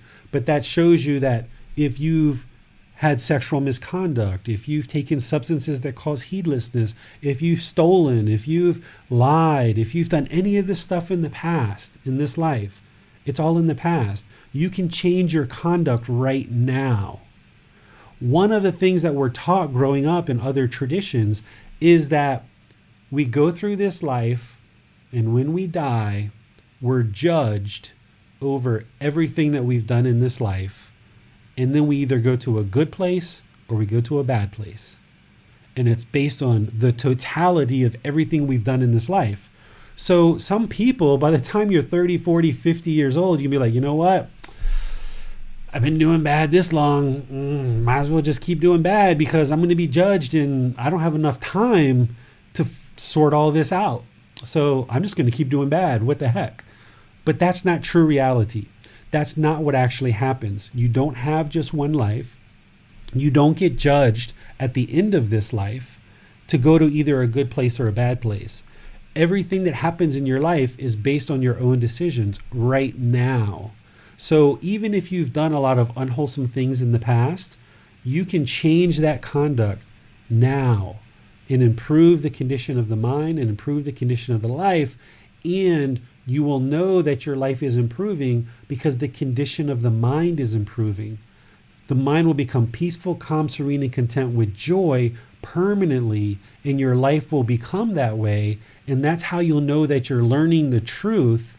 And this is the real path to liberation, that you don't have to just believe a bunch of things and then hope that you sorted it all out and you get a good judgment at the end of this life. That's not true reality. You can actually learn these teachings, improve your life, see that improvement now so that you know you're on the right path, and then you can enjoy this life with this peaceful, calm, serene, and content mind with joy. So even me, I killed a lot of animals when I was younger. I worked on a farm for a period of time. I killed goats and sheep. I used to practice with a BB gun, killing birds and things like this. I did a good amount of killing as a child growing up. And that bred a certain amount of hatred and ill will in my mind growing up. But you can change all of that. And you can see through this story of a killer who had killed 1,000 human beings. He was able to transform his mind and eliminate that craving, anger, and ignorance to attain enlightenment during his lifetime. So I'm sure nobody listening to this right now has killed 1,000 people. I'm 100% sure of that without even doing any kind of survey or poll. None of you have killed 1,000 people in your life. So no matter what you've done, you can improve your conduct now by learning and practicing these teachings. And to me, that's really empowering.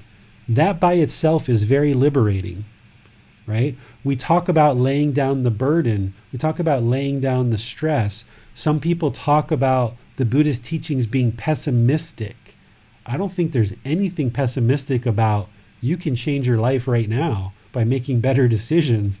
I don't think there's anything pessimistic about that whatsoever. That's purely optimistic to me, that no matter what you've done in the past, you can improve the condition of your life and your mind right now.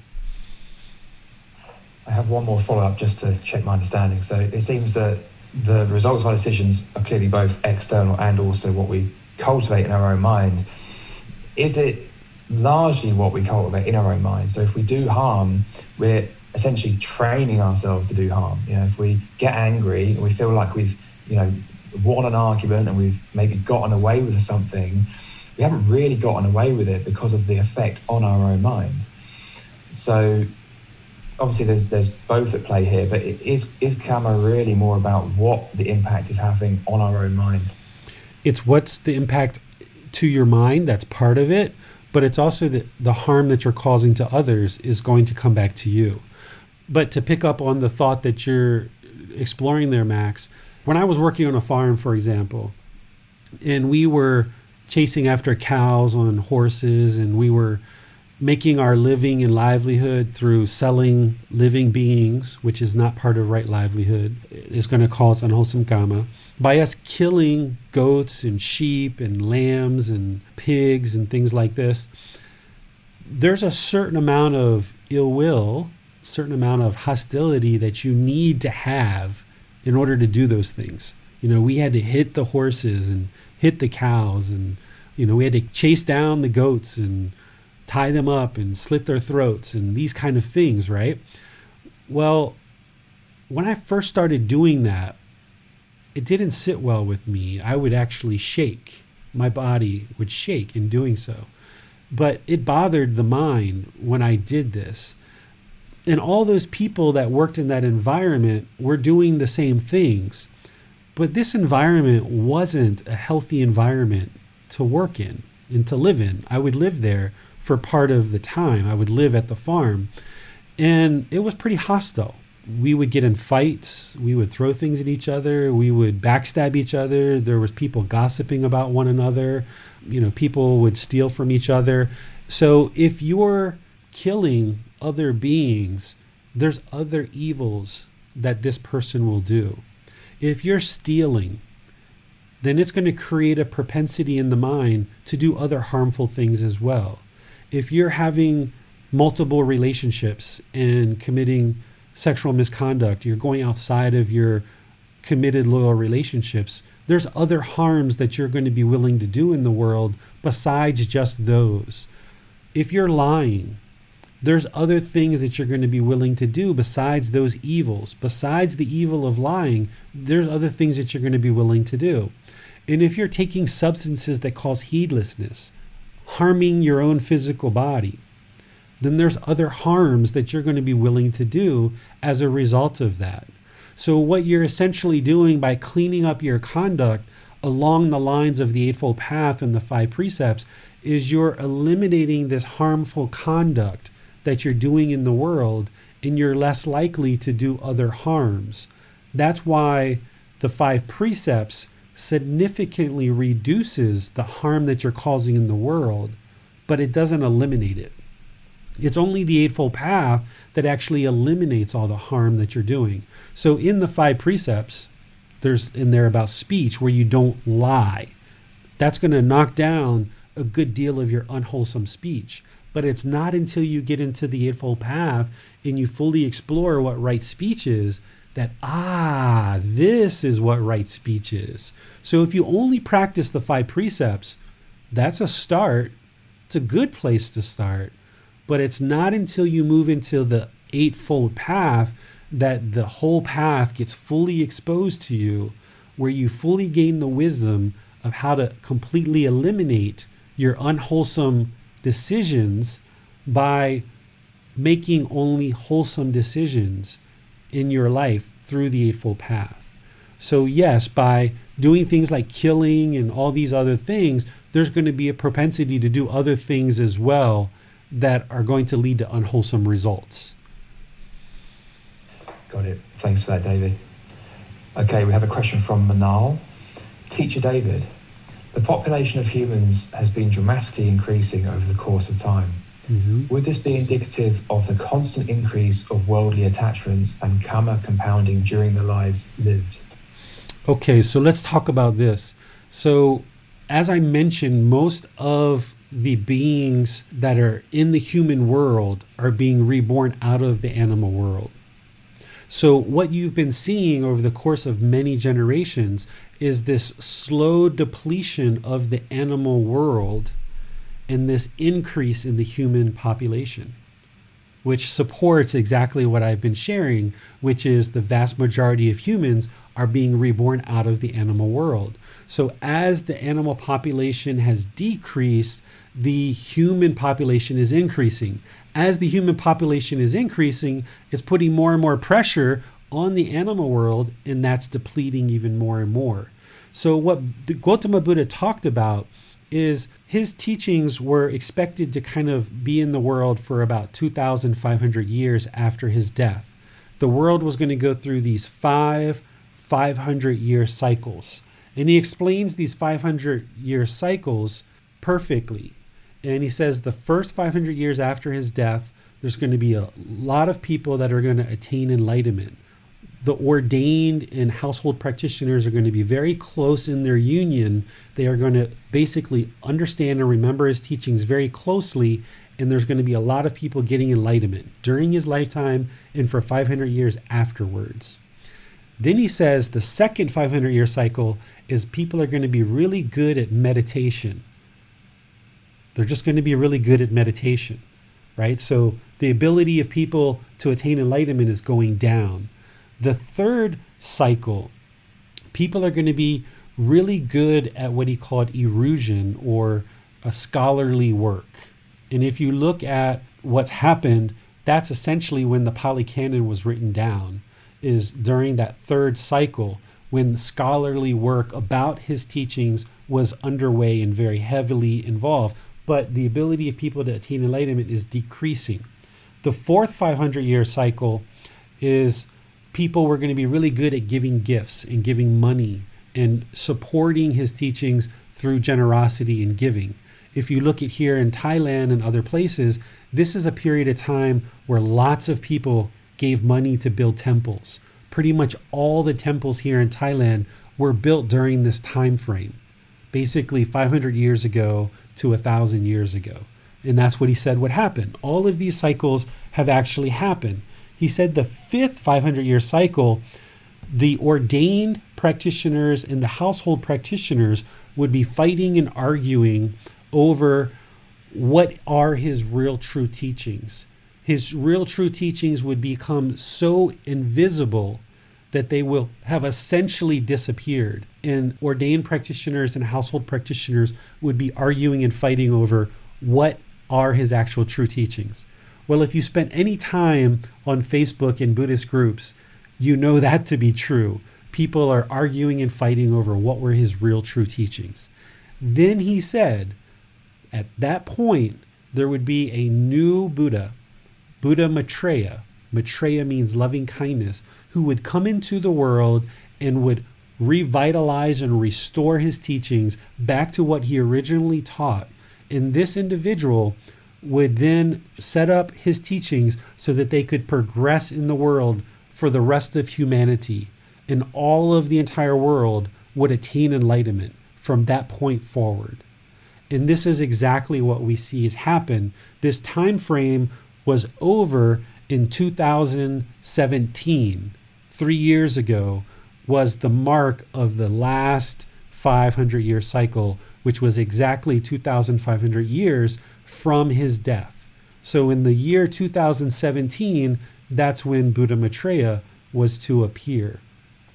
So this moving of animals going down and humans population coming up is in preparation of Buddha Maitreya arriving, so that now humans have the best chance possible to attain enlightenment. Because when there's a Buddha in existence, when a Buddha comes into the world, that's the best chance for everyone to attain enlightenment. Because a Buddha would have attained enlightenment by themselves without the help of any teachers whatsoever. A Buddha will be able to explain the teachings very clearly, very concisely, in a very profound way, describing them in a way that other teachers aren't able to explain. Because a Buddha has attained enlightenment by themselves without the help of others, their wisdom is very, very deep about the teachings. And they will be able to lead countless other people to enlightenment during their lifetime.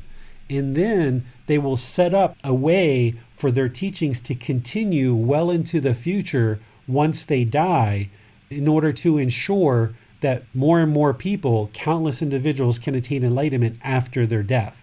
That's what a Buddha does. They become self-enlightened.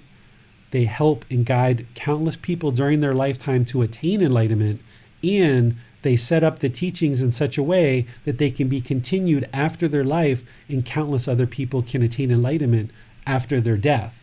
So this movement of animals that are dying and going into extinction, about 99% of the animal world has now become extinct based on scientific statistics. So 99% of all the animals that existed at one time have died.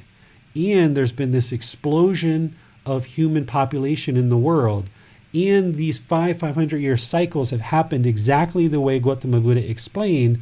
And now there's the ability for countless people to attain enlightenment through the teachings shining in the world from an individual who's able to then share them in a way that people can understand them and practice them and see the results in a very short period of time. Because if you're studying with an actual Buddha, you will see progress in your practice very quickly and very readily.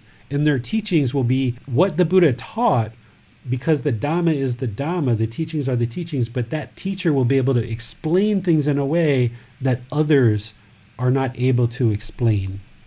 So this conversion of animal to human, it's part of the natural cycle of the world, in this cycle of rebirth, in the evolution of the world, as all of us in this human species are evolving. The human species is evolving. Just like a lizard, a snake, a shark, a turtle, there's an evolution of species throughout history over millions of years. The human species is evolving. And we're now in a period where it's time for the entire human world to attain enlightenment and awaken to this wisdom of the Buddha, so that we can now all function in this higher consciousness, creating heaven on earth, where earth becomes so peaceful, calm, serene, and content with joy, because all of us humans are no longer harming each other. We're no longer hurting each other with our intentions, our speech, our actions, our livelihoods.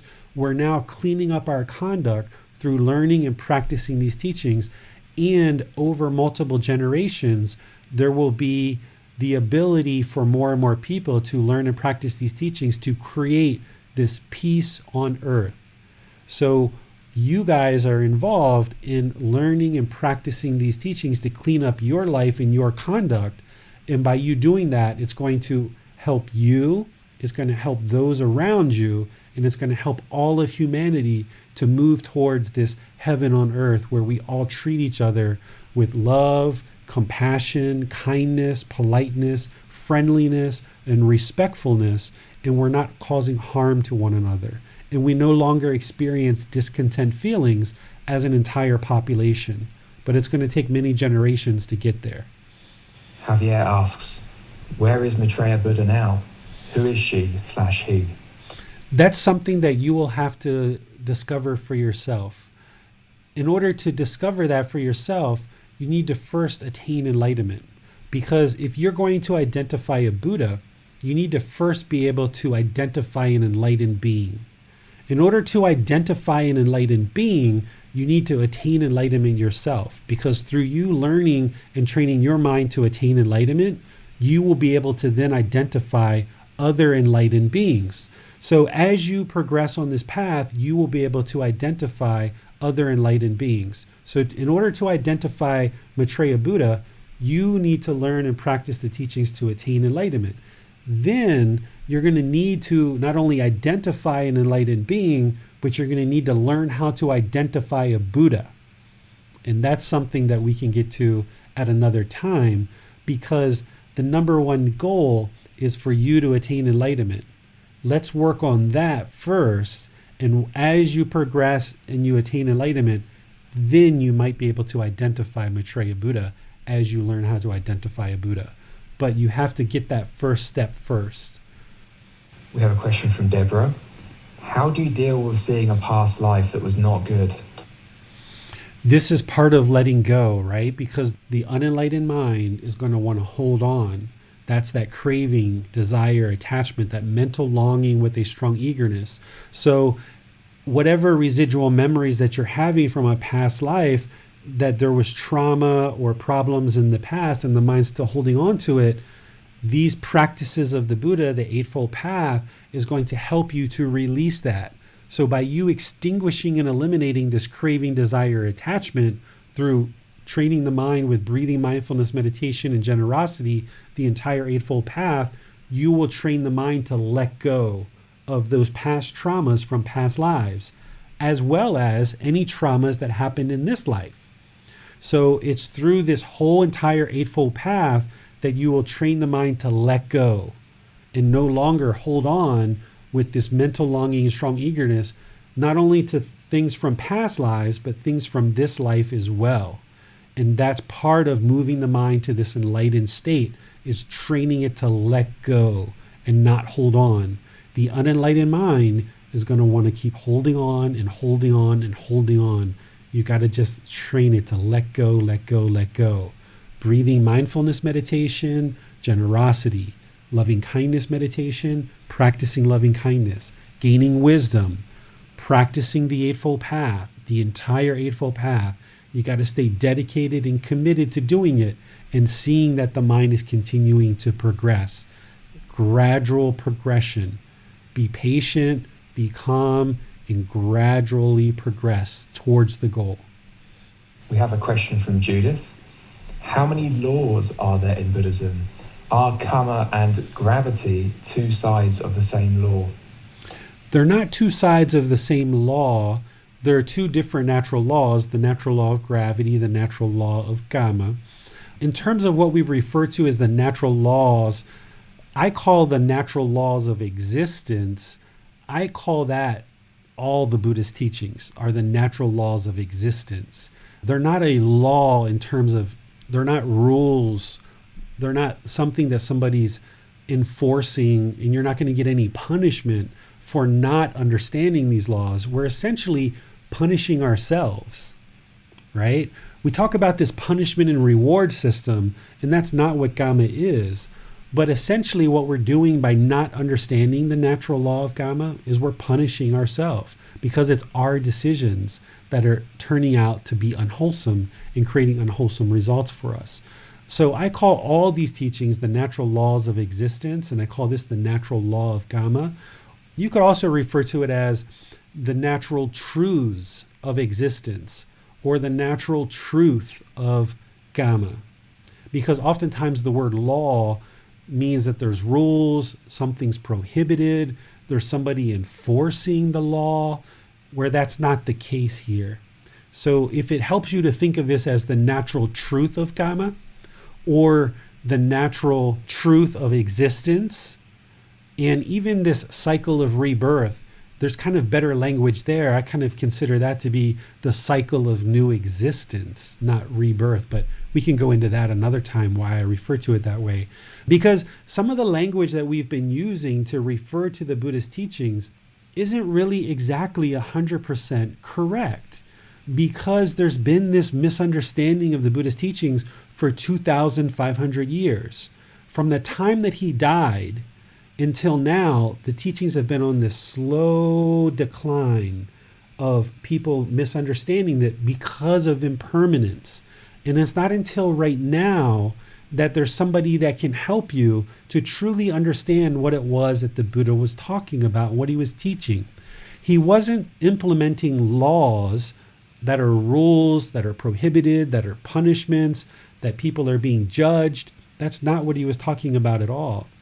He was talking about guidance, that when you learn and practice, it will guide you to this better existence.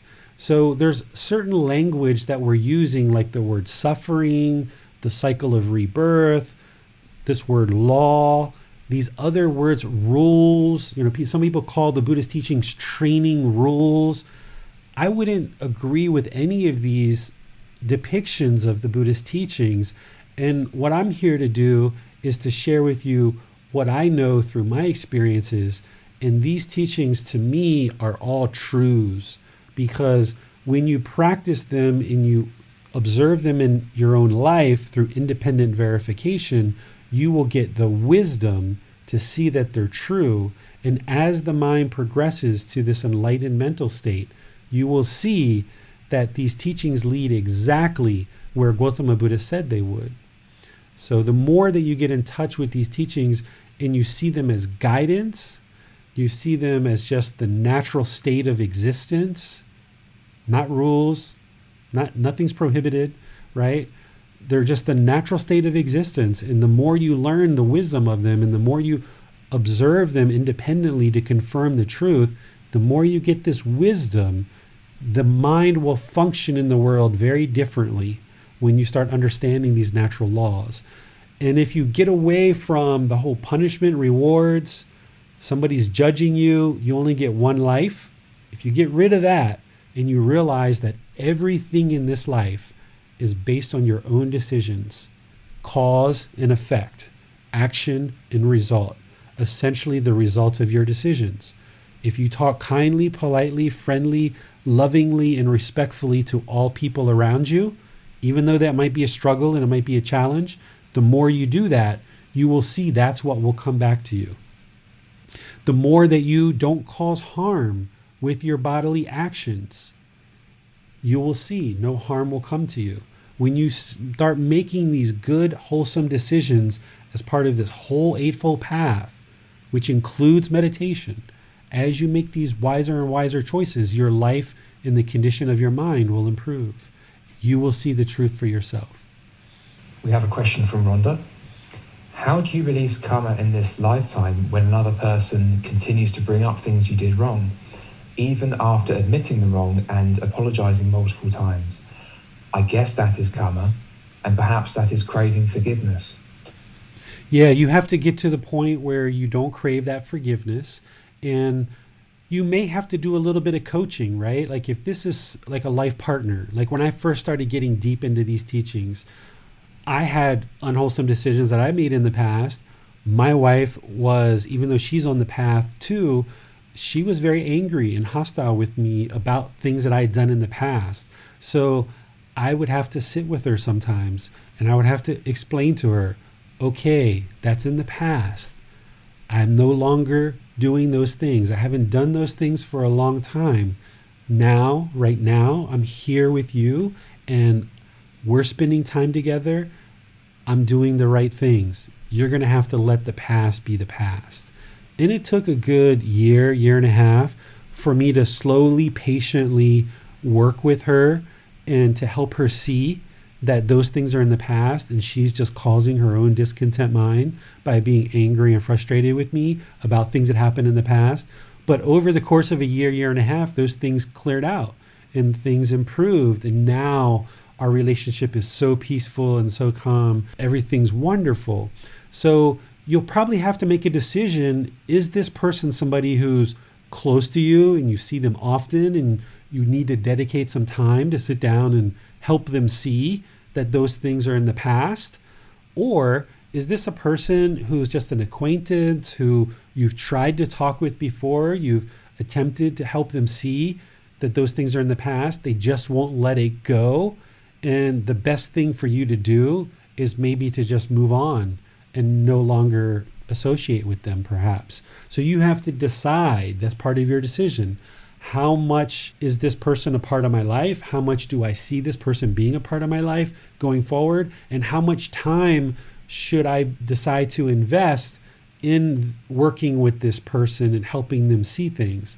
For me, I knew that I was going to be with my wife for the rest of my life, and we have a child together. So I knew that I needed to dedicate a lot of time in order to teach and show her. And what that did for me is it taught me patience. It taught me how to be patient and just slowly work with somebody and slowly help her along this path. And I saw that patience that I was developing as her Kamma, because we've been married at this point, or we've been together at this point for about 13, 14 years.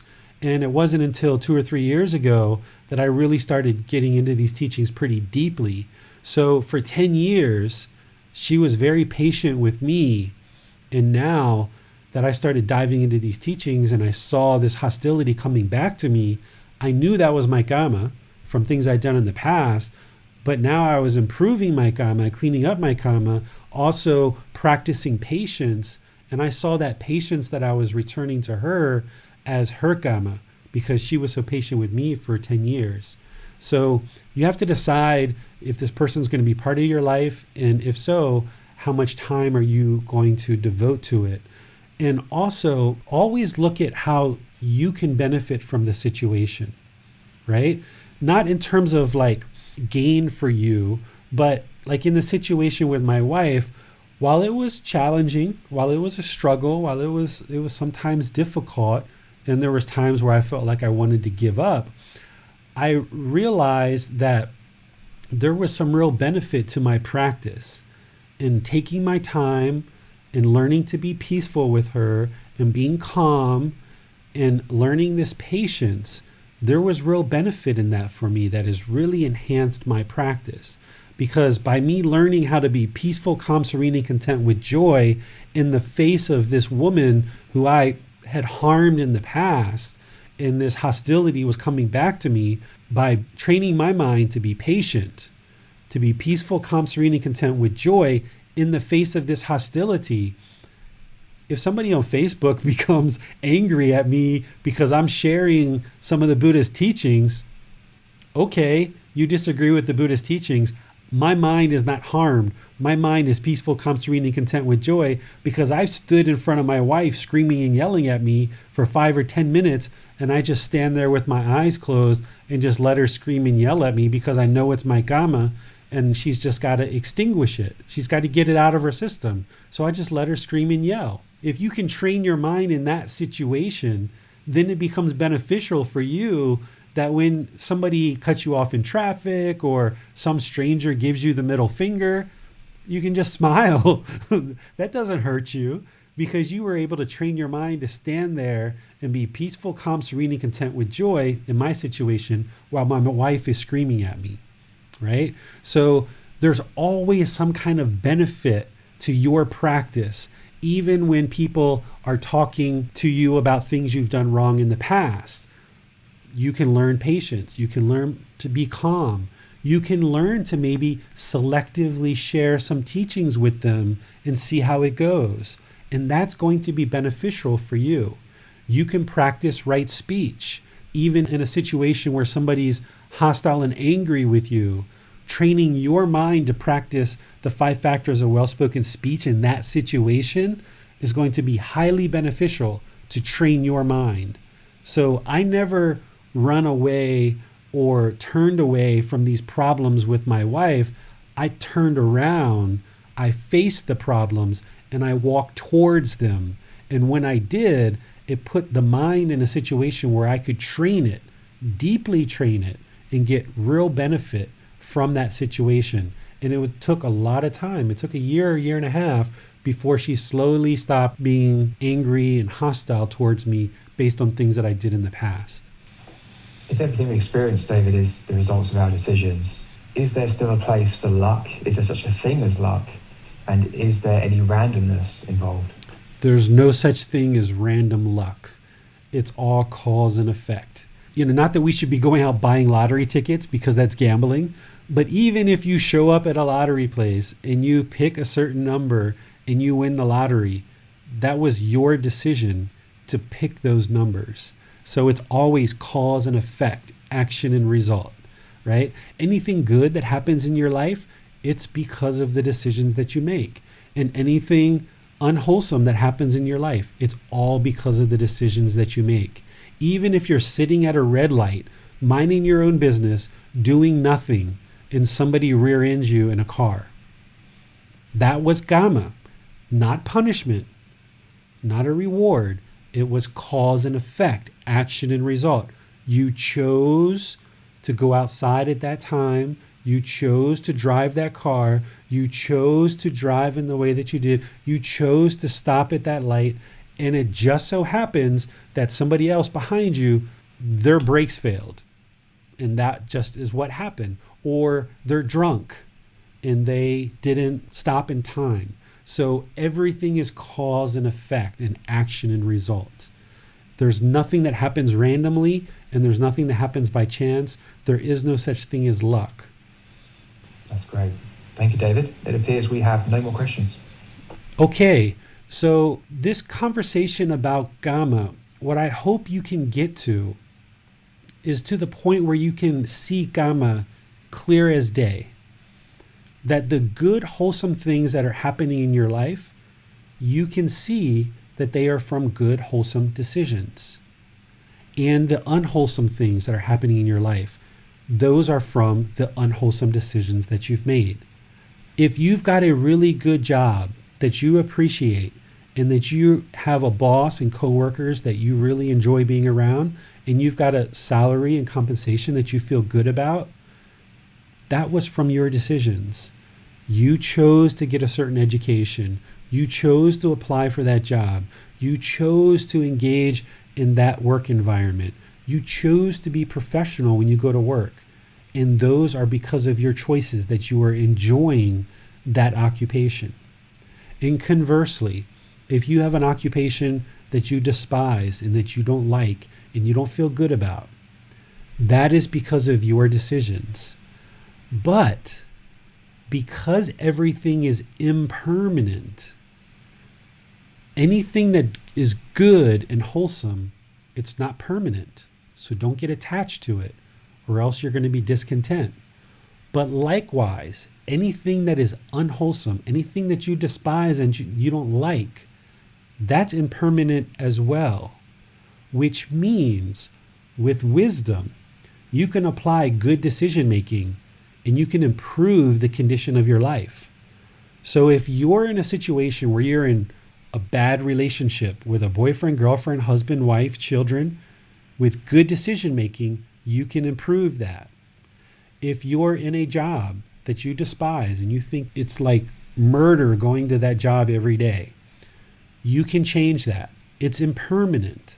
You just need to make good, wise decisions to either change the job that you're at and improve where you're at, or make good, wholesome decisions to go somewhere else.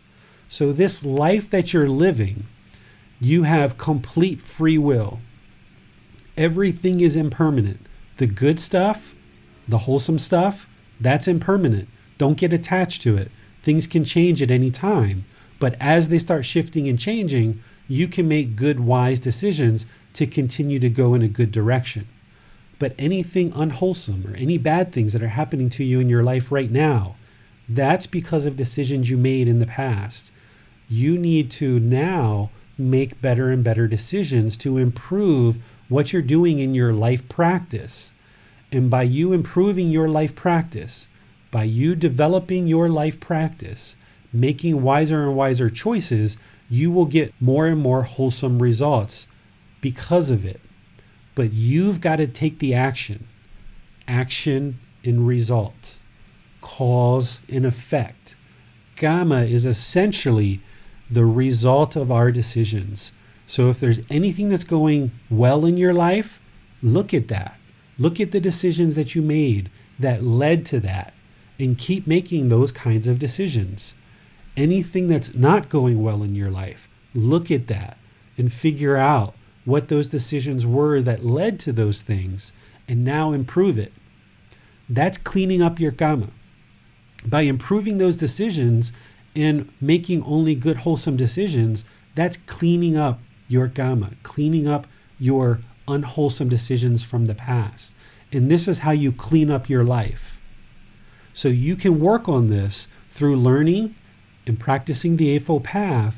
You can work on this and gradually improve the condition of the mind and the condition of the life.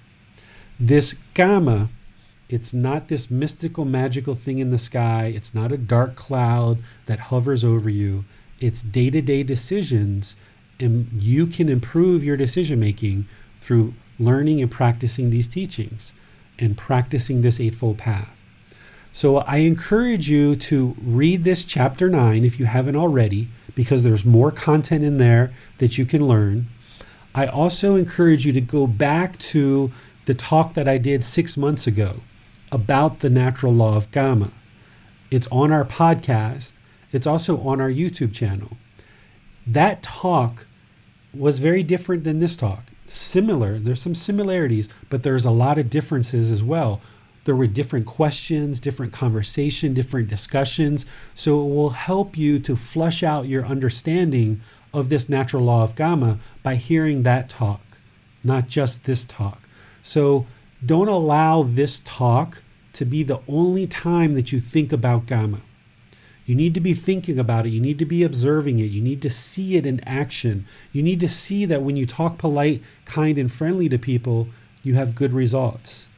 And when you talk aggressive and harsh and angrily towards people, it has unwholesome results.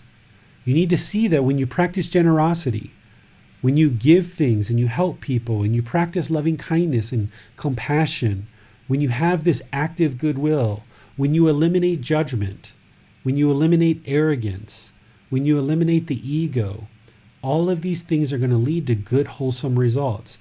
So don't allow this talk to be the only time you think about kamma. Read the book, take the quiz if you like that I have in the Facebook group, and at the end of this chapter, go back and look at the YouTube video or podcast from the talk 6 months ago and keep flushing out your understanding of this Natural Law of Kamma. If you need help, schedule an appointment with me. You can schedule and we can talk privately, either by audio or video. We can also talk by private messenger. So I would like to help you really understand this natural law so that you see it as clear as day, because it's a central core teaching that's part of these teachings, and you will need to understand it in order to move the mind to this enlightened mental state. Because as I said at the beginning, kamma is the most unbiased teacher. You can observe the result of your decisions through your kamma, through the result of things that are happening. As you're making good, wholesome decisions, practicing the 5 factors of well-spoken speech, you're going to see those conversations and relationships have good results. It's an unbiased teacher. When you're not practicing the 5 factors of well-spoken speech, if you speak at the wrong time, if you lie, if you speak harshly, if you speak unbeneficially, if you speak with hatred or anger, if you blame people, it's an unbiased teacher. You're going to see those conversations result in unwholesome results. So by you cluing into this natural law of kamma, you can selectively practice Gotama Buddha's teachings along this Eightfold Path, and you will see the results that are returned to you are teaching you, are you on the right path? Are you making good decisions?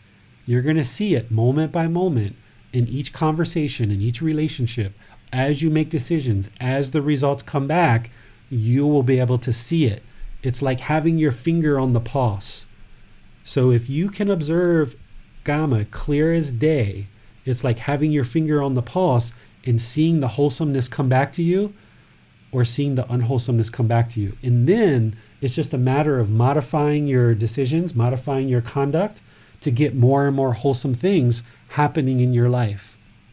Slowly but surely, gradually over time, as you learn this natural law and implement the teachings of the Buddha, you'll see this improvement to the quality of the mind and the quality of your life.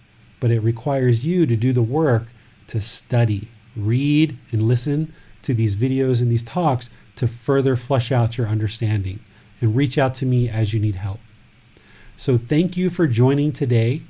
I really appreciate that you've all decided to learn and practice these teachings.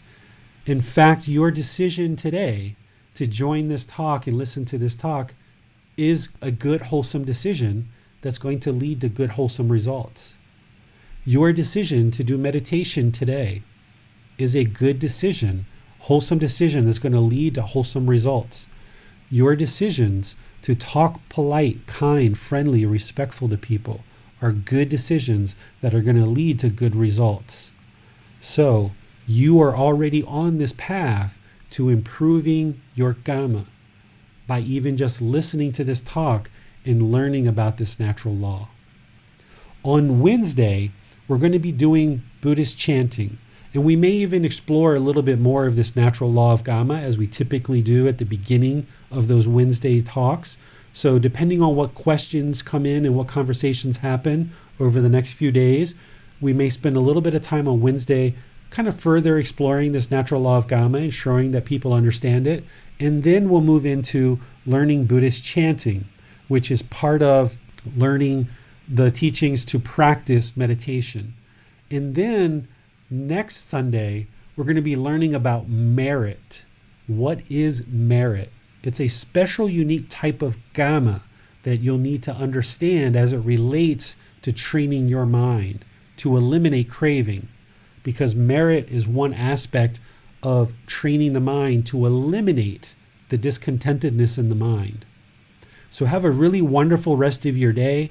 Thank you for joining. Enjoy the good, wholesome Kamma of learning and practicing the Buddha's teachings and training the mind through meditation. I'll see you at our next talk, either on Wednesday or Sunday at 9 o'clock Thai time. Sawadee krap. Thank you for listening to this podcast. To provide support for this podcast, visit patreon.com/support Buddha. To access more teachings, visit buddhadailywisdom.com. There, you will discover a full range of courses, retreats, and online resources to assist you on the path to enlightenment. Remember to establish a daily, consistent meditation practice, along with learning and practicing these teachings. A well-developed meditation practice is the foundation in which to train the mind to attain enlightenment.